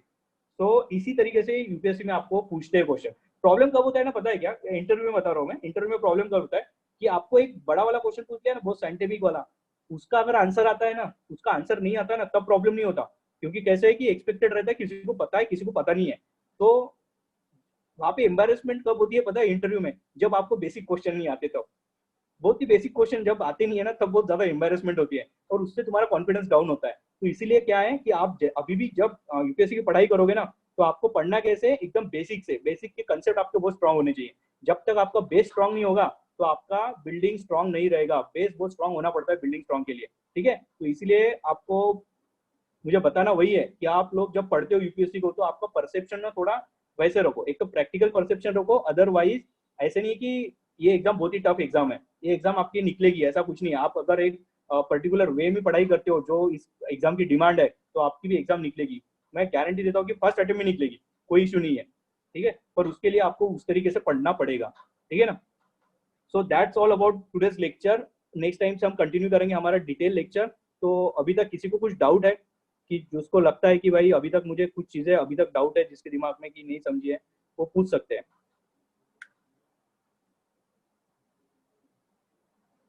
भाई किसी को doubt है? हाँ चलो भाई वो पूछो। Sir कभी ऐसी सिचुएशन हुई है कि अगर सिलेक्शन में जैसे एक रिक्वायरमेंट रहती है कि अपने को इतने मार्क्स चाहिए तो अपना सिलेक्शन हो जाएगा एग्जाम में, यूपीएससी एग्जाम में, तो ऐसे कभी ऐसी कंडीशन होती है कि सामने वाले लड़के को भी उतने ही मार्क्स चाहिए जितने मुझे है, और एक ही सीट है, एक ही सीट है अभी। हाँ बताता हूँ। तो वहां पे क्या होता है ना कि मान लो आप तो सेम मार्क्स है, मतलब ऐसा हो जाता है कि ये कब होता है कि अगर होता कैसे मैं बताता हूँ। यहाँ पे कट थ्रोट कॉम्पिटिशन है, तो जो रैंक आते हैं ना, जैसे कि मान लो कि पहले रैंक वाले का मार्क तो कुछ अलग रहेंगे दूसरे वाले से, ठीक है। वो नॉर्मली वैसे ही रहता है, पहला दूसरा तीसरा चौथे में कुछ ना कुछ फर्क रहता है। पर जैसे जैसे रैंक ऊपर बढ़ते जाता है ना, जैसे कि मान लो आपका ऑल इंडिया रैंक 300 है, और 301 वाला, 2 वाला, 3 वाला, 4 वाला, तो ये 5 लोग जो है ना 300 में, आपको 301, 2, 3, 4 पे 4 लोग, और इन चारों के मार्क एक भी रह सकते हैं, ये रहते हैं। यूपीएससी में ऐसे हुआ है, चारों के मार्क एक ही रहते हैं, तो चारों को पोस्ट देना ही पड़ता है। पर होता क्या है कि उसके बाद वाले फिर उसके बाद में मार्क वाले उसके बाद में रहेंगे फिर, ठीक है। 4 के बाद 305 रैंक वाले का कुछ अलग मार्क रहेंगे, 305, 306, 7 वाले का भी एक हो सकता है। तो ये प्रॉब्लम कब होगा ना, जब आप विद इन लिस्ट रहोगे कि मान लो 1000 जगह निकाली है, तो 1000 जगह में अंदर रहोगे तो ओके। पर मान लो 1000वीं सीट है जहाँ पे आपको लग रहा है कि सेम मार्क है, एक 1000 मतलब जो 1000वीं सीट भर रहे हो लोग, उसके बाद जो फिर उसके बाद का जो बच्चा रहेगा 1001 वाला, उसके और 1000वीं सीट, मतलब आप 1000 पे हो, ठीक है ना, दोनों के मार्क अगर सेम रहते हैं ना, तो वहां पे कौन सा क्राइटेरिया है? एज का क्राइटेरिया है। जो एज वाइज बड़ा रहेगा, कि मान लो आपकी बर्थ डेट ज्यादा है, मतलब आप एज वाइज उससे ज्यादा होंगे ना, तो आपको पोस्ट मिलेगी। या फिर वो अगर एज वाइज बड़ा रहेगा वो पर्टिकुलर पर्सन, तो उसको पोस्ट मिलेगी। ठीक है, तो एज यहाँ पे मैटर करता है। हेलो वैभव, आपको आपका आंसर मिल गया होगा शायद। यस यस यस, सुन रहा हूँ सर, मैं म्यूट करके रखा था, सॉरी सर। ठीक है, अच्छा, ओके ओके, ठीक है। किसी को कुछ हेलो डाउट है अभी? ठीक है, हेलो। यहाँ पे किसी, हाँ कौन है? भास्कर, आई गेस हाँ भास्कर। हाँ हाँ, बोलिए। Yes sir, yes sir. Sir हाँ मैंने पूछिए। मैंने प्री का फॉर्म नहीं क्या भर के रखा है सर, अच्छा, लेकिन हाँ। कैसा मेरा मतलब जो मतलब स्टडी होना चाहिए वैसे हो नहीं रहा है सर। अगर मैं हम्म। प्री का मतलब पेपर नहीं देता हूँ तो ये अटेम्प्ट काउंट होगा क्या सर मेरा, या नहीं होगा? नहीं होगा, नहीं होगा। जब तक आप एग्जाम में जाके बैठते नहीं हो प्री में, तब तक आपका काउंट नहीं होता। ठीक है, मतलब वो अटेंडेंस शीट ढूंढती है उस दिन प्री में जाने के बाद। ठीक है, तो जब आप साइन करोगे उस अटेंडेंस शीट पे, इसका मतलब क्या हो कि वो आप अटेम्प्ट कर रहे हो, मतलब पहली स्टेज आप अटेंड कर रही ना, मतलब कि प्रीलिम पहली स्टेज है, बराबर है। तो प्रीलिम में आपने साइन कर दी, इसका मतलब आप उस प्रोसेस में आ गए। फिर उसके बाद की आप स्टेज देते हो नहीं देते हो, इरिस्पेक्टिव ऑफ कि आप अटेंड करते हो नहीं करते हो, पर आप अगर एक बार साइन कर देते हो पहला प्री में, तो आपका वो अटेम्प्ट काउंट होता है। पर आपने फॉर्म भरा है और अटेम्प्ट नहीं दिया, तो अटेम्प्ट काउंट नहीं होगा। ठीक है, okay okay okay, thank you sir, okay thank Bhaskar, okay okay. चलिए, और किसी को कोई क्वेश्चन है कि जो जिसको अभी तक कंफ्यूजन है कि भाई एग्जाम कैसे करनी है, क्या करनी है, या फिर अदरवाइज कोई भी सर क्वेश्चन मेरा पूछिए। क्वेश्चन, हाँ हाँ, चलो पूछो। सर जैसे कि आपने इंटरव्यू किया है, उसके बाद अगर आपका वो सिलेक्शन नहीं हुआ, लेकिन आपको फिर से एक बार चांस है, मतलब हाँ, नंबर्स ऑफ टाइम पर चांस रहते हैं, तो आपको फिर से चांस है तो आपको क्या फिर से स्टार्टिंग से पेपर देना पड़ेगा, या हाँ, फिर डायरेक्ट आप इंटरव्यू एग्जैक्टली जा एग्जैक्टली। सकते देखिए यूपीएससी में कैसे रहता है, यूपीएससी में आप ऐसा नहीं कि जैसे सीए की एग्जाम है कि आपने एक स्टेज पार कर दी, एक लेवल पार कर दी, सेकंड कर दी, थर्ड कर दी। यहाँ पे आप प्री मेंस इंटरव्यू कहीं से भी फेल होते हो ना, तो आपको फिर से जीरो से स्टार्ट करना पड़ता है। फिर से आपको प्री मेंस इंटरव्यू के प्रोसेस में उतरना पड़ेगा। मान लो आप प्री पास कर गए, मेंस दिया, पर मेंस दिया पर इंटरव्यू के लिए सिलेक्शन नहीं हुआ, तो मेंस में भी आप फेल हो गए, इसका मतलब क्या हो गया, प्री देना ही पड़ेगा नेक्स्ट ईयर। अगर इंटरव्यू के बाद भी आप फेल होते हैं तो देना ही पड़ेगा। ठीक है, तो आपको फ्रेश स्टार्ट करना पड़ता है, फिर से प्री मेंस इंटरव्यू का एक जो साइकिल है वो कंटिन्यू करनी पड़ती है आपको। ठीक है, समझ में आ गया वैभव? हेलो हाँ प्रथम पूछिए। सर, मेरा एक क्वेश्चन है हम्म। सर। जियोग्राफी के बाद ही सर इन्वायरमेंट इकोलॉजी शुरू करना चाहिए कि बाद में, हिस्ट्री के बाद में, पॉलिटी के बाद में शुरू कर सकते हैं सर? ऐसा कुछ नहीं है, देखो एक दूसरे का रिलेशन नहीं है, सिर्फ पॉलिटी और हिस्ट्री के साथ तो कुछ रिलेशन नहीं है एनवायरमेंट का, वैसे देखा जाए तो। Geography relation. Helps to understand. हाँ, आवाज आ रही है प्रथम? हाँ आ रही है सर, आ रही है। हाँ देखिए, ज्योग्राफी पॉलिटी एनवायरमेंट के सॉरी पॉलिटी हिस्ट्री के साथ तो एनवायरमेंट का ऐसा डायरेक्ट कुछ रिलेशन नहीं है। But geography helps to understand the environment, क्योंकि ज्योग्राफी आपका अच्छा खासा पढ़ के रह गया ना, तो एनवायरमेंट भी आप इजीली ले सकते हो। पर अदरवाइज आप ज्योग्राफी पढ़ के भी नहीं हो, तो ऐसा भी नहीं कि आप पूरा का पूरा सब्जेक्ट आपको समझेगा ही नहीं। आप इंडिपेंडेंटली एनवायरमेंट भी स्टार्ट कर सकते हो, ऐसा कुछ नहीं है कि आपने नहीं करोगे। मतलब एनवायरमेंट के वहाँ पे ये टॉपिक, ये पर्टिकुलर क्या बोलते हैं उसको, टॉपिक आपको नॉलेज रहना ही चाहिए, या फिर उसका कंसेप्ट को नॉलेज रहना ही चाहिए, ऐसा भी कुछ नहीं। एनवायरमेंट को भी आप इंडिविजुअली स्टार्ट कर सकते हो। तो फर्स्टली सर जियोग्राफी भी शुरू कर सकते हैं, इन्वायरमेंट भी शुरू कर सकते हैं ना?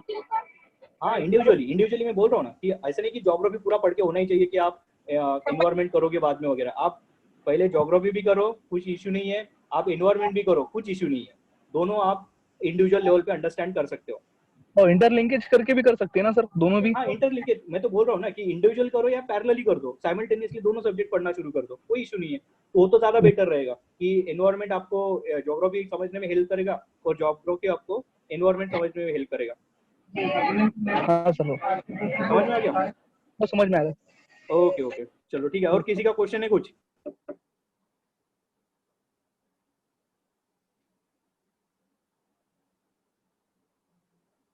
चलो ठीक है, आई गेस देयर इज अरे हाँ चलो ठीक है, वैभव एक बार पूछो फिर से एक बार। सर ये प्रीलिम्स और मेंस का जो एग्जामिनेशन रहता है, तो ये मैं तो अभी होम टाउन मेरा नागपुर ही है, तो बाहर स्टेट पे भी भेजते हैं क्या सर ये एग्जाम देने के लिए और इंटरव्यू ऐसा कुछ वगैरह के नहीं है, लिए? आपके हिसाब से कि आप अगर जो सेंटर डालोगे, जैसे कि नागपुर प्री के लिए सेंटर है, ठीक है, प्रीलिम आप नागपुर से दे सकते हो, but Nagpur is not for the mains examination, ठीक है, is not the centre for the main. यहाँ से आपका नियरेस्ट जो सेंटर है फिर नागपुर से, तो 3 सेंटर नियरेस्ट है, एक है रायपुर, फिर है भोपाल, और एक तीसरा है तुम्हारा हैदराबाद, जो विद इन 500 किलोमीटर में आ जाते हैं। पर अगर तुम्हें महाराष्ट्र का ही सेंटर चाहिए तो सिर्फ मुंबई है, ठीक है, मेंस के लिए बोल रहा हूँ मैं, ठीक है। बट इंटरव्यू के लिए तुम कहीं पे भी रहो, पूरे भारत में कहीं पे भी रहो, इंटरव्यू सिर्फ दिल्ली में ही होंगे। जो धौलपुर हाउस बोलते हैं हम लोग, इसके पहले मैंने एक वर्ड बोला था आपको, धौलपुर हाउस, यूपीएससी भवन, जो यूपीएससी जहाँ पे कंडक्ट होता है मतलब इंटरव्यू, तो वो सिर्फ दिल्ली में ही होंगे, दिल्ली के दूसरे कहीं जगह पे नहीं होते। समझ में आ गया? यस। ओके ओके, चलो ठीक है। और किसी को कोई क्वेश्चन होगा तो पूछिए, आई गेस, ठीक है, चलिए ठीक है। तो हेलो। हाँ चलो पूछो, प्रथम आप हो, प्रथम का क्वेश्चन है। हाँ सर, हम जो सर विदर्भ से रहते हैं तो सर सराउंडिंग की भी स्टडी करना पड़ेगा क्या सर, इन्वायरमेंट में, इकोलॉजी में? एग्जैक्टली, हाँ आपको बहुत ही ज्यादा इंपॉर्टेंट पड़ेगी। मैं बोल रहा हूँ, मैं गया था मेड़घाट, आपको और एक बात बताना भूल गया था, मुझे क्वेश्चन पूछने का रीजन क्या था, क्योंकि मैंने अपने टाप में डिटेल एप्लीकेशन फॉर्म रहता है जो उनके सामने जाता है, जिसको देख के यूपीएससी क्वेश्चन पूछती है तुमको, तो उन्होंने मेरा कुछ तो टाइगर सेंसस में मैंने पार्टिसिपेशन किया था, उससे ही उन्होंने क्वेश्चन पिक किया था कि उनसे क्या पूछना है करके, कि उन्होंने पूछा था कि वहाँ पे ट्राइबल की सिचुएशन कैसी है, वहाँ पे डेवलपमेंट की सिचुएशन कैसी है। मेड़घाट में, मैं मेड़घाट में गया था टाइगर सेंसस के लिए, तो आपको थोड़ा इन्फॉर्मेशन रखना पड़ेगा आपके सराउंडिंग का, क्योंकि ऑब्वियस है यू आर फ्रॉम विदर्भा, और विदर्भा की कुछ यूनिक चैलेंजेस है, बराबर है, जैसे कि यूनिक चैलेंजेस, जैसे कि हमारा नक्सलिज्म एक चैलेंज है, बराबर है। फिर हमारा, हाँ बराबर है, तो फार्मर सुसाइड है, यवतमाल में बहुत ज्यादा फार्मर सुसाइड होते हैं, हाँ सर, ठीक है। हाँ, और हमारी विदर्भ सेपरेशन की डिमांड है, आपको पता होगा, महाराष्ट्र से विदर्भ सेपरेट चाहिए, ऐसे बहुत सारी डिमांड है, तो इसके ऊपर भी क्वेश्चन पूछते हो। अगर आप मेड़घाट का पूछते हो तो मेड़घाट में क्या है, कुपोषण बोलते हैं हम लोग उसको, माल न्यूट्रिशन, बराबर है। हाँ ना सर।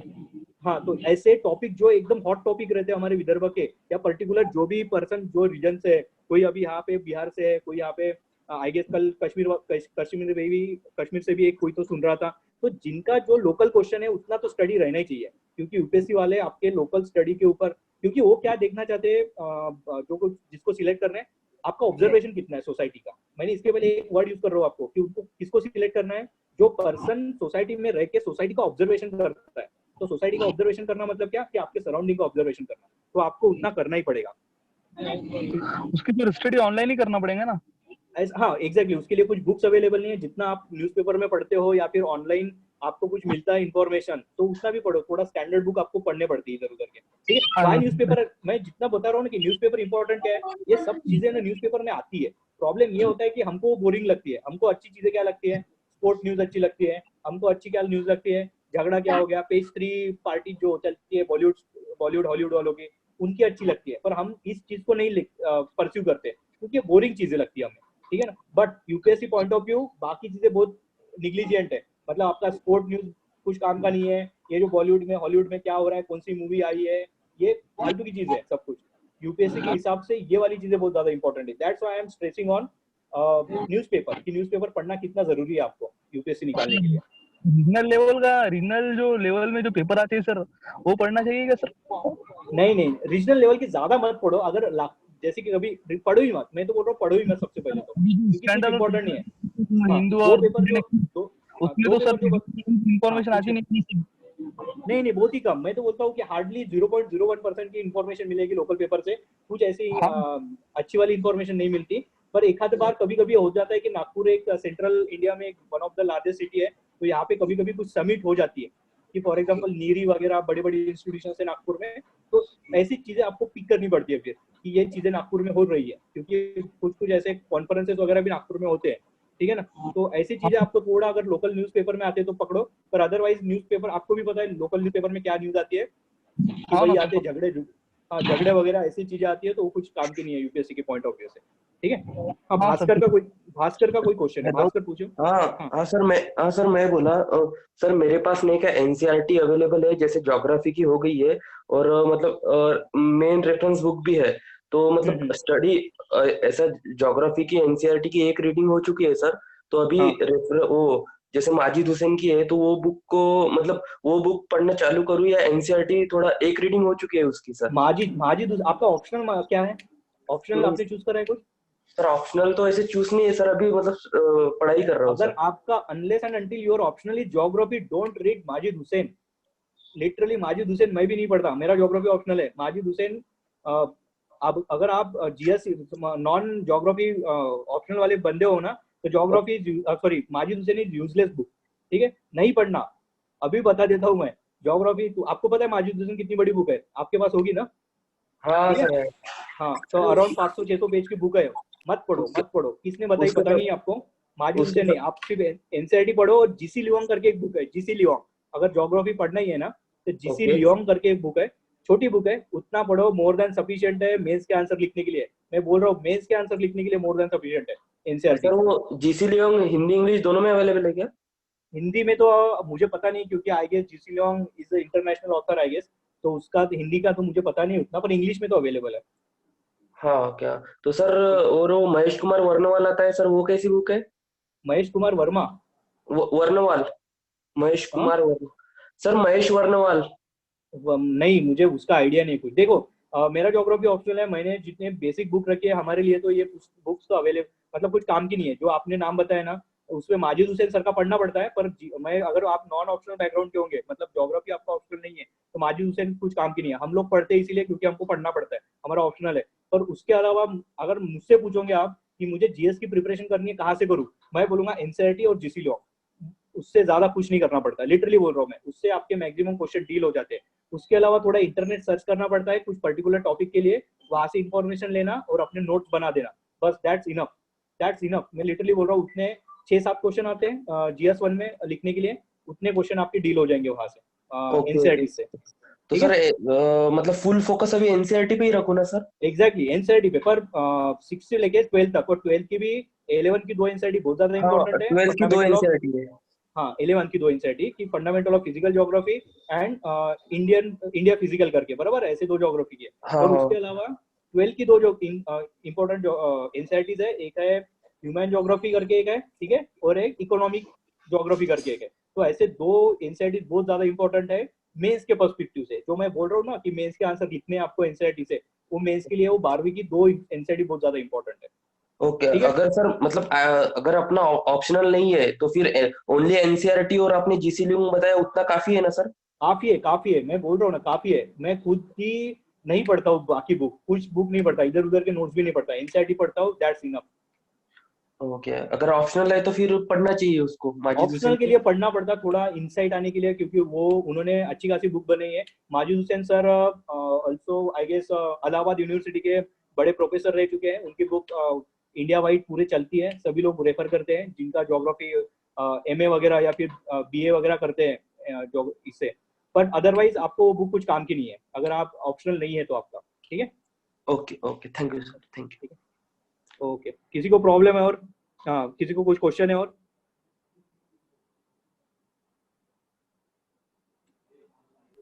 हाँ हेलो। वैभव, हाँ पूछो। सर, ये जो एनसीईआरटीज जो होती है, ये हम्म, बेसिकली हमें पूरा मतलब ऐसा नॉलेज बेस पढ़ना है कि मतलब पूरा एक एक पॉइंट उसको हाँ देखो, मेमोराइज करके, हाँ मतलब देखो जैसे अभी, हम एग्जाम्स की तैयारी करते हैं ना सर, जैसे हाँ अब अभी 9th देखो, 10th की एग्जाम है, तो हिस्ट्री का हाँ जैसा एक पेपर हो गया। बराबर, तो जैसे एक उसने बोला कि व्हाट इज वर्ल्ड वॉर 2, तो उसका पूरा एक हम्म डिस्क्रिप्शन रहता है। अपन पहले जो टीचर लोग मार्क करके यहाँ से लेके ये पैराग्राफ से लेके ये पैराग्राफ तक इसका इतना आंसर है, तो अगर ऐसा कोई हम्म क्वेश्चन आया तो उसमें भी वैसा कुछ सर्कमस्टेंसेस रहते हैं कि हमें इतना ही पढ़ना है कि बस as a reading and knowledge base wise पढ़ना है उसको। हाँ नॉलेज बेस वाइज ही पढ़ना पड़ता है। पर देखो कभी कभी मैंने बोला ना कि तीनों का अलग अलग परसेप्शन है आपका, मतलब अलग अलग व्यू पॉइंट से देखना पड़ता है प्री मेंस इंटरव्यू को। प्री को आपको ऑब्जेक्टिव वाइज देखना पड़ता है, जहाँ पे आपको एक एक पॉइंट आपको उसका परफेक्ट नॉलेज होना चाहिए, सो दैट कि आपके बाकी ऑप्शन सही आए। आपने, मुझे जितना पता है कि आप प्रिपरेशन कर रहे हो, तो आई गेस आपने क्वेश्चन देखे होंगे प्रीवियस ईयर पेपर के, तो आपको पता है कैसे डिजाइन होते हैं पेपर, कि ए बी सी दिया रहेगा, फिर क्वेश्चन ऑप्शन 1 में दिया रहेगा कि only A correct, only B correct, A B correct, A B C correct. तो इस तरीके से एक तरीके का यूपीएससी का क्वेश्चन पूछने का स्टाइल है। तो उस पे आपको 3 स्टेटमेंट है, तो 3 स्टेटमेंट का परफेक्ट नॉलेज होता है, तो आप इजीली वो आंसर, उस क्वेश्चन का आंसर दे पाओगे। अदरवाइज आपको कंफ्यूजन होता है 2 ऑप्शन में, तो आप नहीं कर पाओगे, बराबर है, गलत हो सकता है मे भी। तो आपको प्री के हिसाब से आपको ऑब्जेक्टिव उसका स्टडी करना पड़ता है एनसीईआरटी का। मेंस की इसके लिए सिर्फ नॉलेज, आपको एक टाइमलाइन भी पता रही ना कि भाई ऐसे ऐसे हुआ था सेकंड वर्ल्ड वॉर में, तो भी आप आंसर क्वेश्चन का आंसर दे पाओगे। और ऐसा रहता है ना कि मेंस के क्वेश्चन जो बनते हैं ना, वो एकदम ऐसे नहीं बनेंगे कि व्हाट इज वर्ल्ड वॉर 2, कैसे हुआ था वगैरह। वो पूछेंगे कि what is the effect of world war 2 on India. तो ये रहते हैं एनालिसिस के क्वेश्चन कि भाई वर्ल्ड वॉर 2 का इंडिया के ऊपर क्या इम्पैक्ट हुआ था। तो इसके लिए तो आपको अंडरस्टैंडिंग करनी पड़ेगी वो एनसीईआरटी। समझ रहे हो ना मैं क्या बोल रहा हूँ आपको? हेलो। हाँ सर, हाँ सर, हाँ, सुन तो रहा हूँ। उसमें ऐसे लिखा नहीं रहेगा कि what is the impact of world war 2 on India, ठीक है। ऐसा एकदम डायरेक्ट कभी आंसर नहीं देगा वो आपको। वैसे 2-3 चैप्टर पढ़ के आपको एनालिस हो जाता है कि ऐसे ऐसे हुआ था आफ्टर वर्ल्ड वॉर 2, ऐसे ऐसे चीजें इंडिया में हुई थी, ठीक है ना। तो आपको उस तरीके से भी ग्रास्प करना पड़ेगा, ठीक है, समझ। हाँ, उसके लिए एक काम करो कि उसके लिए प्रीवियस ईयर पेपर आपको साथ रखो। Previous year paper give you vision. Vision मतलब किस लिए विजन देता है प्रीवियस ईयर पेपर, कि आपको स्टडी कैसी करनी है। अगर आपको क्वेश्चन पता है ना ऐसे टाइप का आ रहा है, तो आपको नॉलेज भी आप उसी तरीके से लेते हो जब आप एनसीईआरटी पढ़ते हो या फिर कोई भी रेफरेंस बुक पढ़ते हो। समझ रहे हो मैं क्या सर बोल रहा हूँ? फिलहाल तो मेरे पास अभी कोई मटेरियल नहीं है, पर ये जो टॉप अपना कौन सा तो भी एकेडमी है उसका याद नहीं आ रहा है मुझे। अक्षत जैन सर और सृष्टि देशमुख सर मैडम ने वो वहाँ पे कोर्स फिलअप किया है। कौन सा तो अच्छा भी है अच्छा, सर, बायजूस ओके का ओके, है, बायजूस का है जैसे। वैसे तो फ्री कोर्स है उनका, तो मैं अच्छा ऐसे ही अच्छा, as a knowledge base gain करने के लिए क्वेश्चंस कैसे आते क्या आते उनका हाँ कोर्स कर रहा था। तो मैंने एकदम देखा कि मतलब एक पूरा स्टेटमेंट रहता है, एक क्वेश्चन पूछा जाता है, तो उसमें पूरा ABCD जैसे बोले ना आप, पूरा हाँ स्टेटमेंट हाँ रहता है। स्टेटमेंट में ही both A and B, your option हाँ, which is your option A, या दोनों स्टेटमेंट्स आर अनलाइक, ऐसे भी कोई क्वेश्चंस आते हैं। बराबर है बराबर है। नहीं तो वही तो बोल रहा हूँ ना कि ऐसे क्वेश्चन आपको पता है कि कैसे टाइप के पूछ रहे हैं, तो हाँ चलो ठीक है। तो ऐसे अगर क्वेश्चन अगर कुछ पूछ रहे अन हैं तो अकेडमी, आपको, अन अकेडमी। तो उन्होंने बोला कि अनअकैडमी तो नहीं, अच्छा अच्छा ठीक है। तो ठीक है, तो क्वेश्चन जिस तरीके आपको अगर क्वेश्चन किस तरीके से आ रहे हैं उतना पता चल गया ना, तो आप उसी तरीके से नॉलेज लेते हो। तो इसीलिए बोला ना कि मैंने 3 चीजें बहुत ज्यादा इंपॉर्टेंट है निकालने के लिए एग्जाम। एक है सिलेबस, सेकंड है तुम्हारा प्रीवियस ईयर क्वेश्चन पेपर, और न्यूज़पेपर। ये 3 चीजें आपको डायरेक्शन देता है कि किस डायरेक्शन से आपको बढ़ना है एग्जाम में, अदरवाइज किस डायरेक्शन से, किस विजन से एग्जाम को देखना है, ठीक है ना। तो इसीलिए मैंने 3 चीजें सबसे पहले फोकस करी थी, अदरवाइज मैंने बाकी चीजें कभी फोकस नहीं करी इसमें कि ये पढ़ो वो पढ़ो, बुक का ये पढ़ो ऐसे पढ़ो।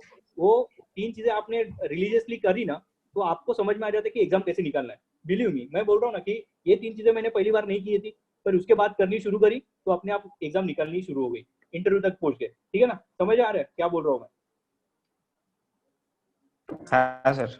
ओके ओके ठीक है, चलिए किसी को क्वेश्चन है और नहीं होगा तो आई गेस यहाँ पे हमारा सेशन एंड हो जाता है, 7 बज गए, ठीक है। सो ठीक है, बाकी का थैंक यू आपका सर। नेक्स्ट लेक्चर में कवर किया जाएगा। किसी को कुछ डाउट होगा तो आप आपके नंबर दिए दिए हमने, तो उसके ऊपर आप पर्सनली भी कुछ किसी को डाउट होगा इसके अलावा भी, तो आप पूछ लीजिएगा, ठीक है ना।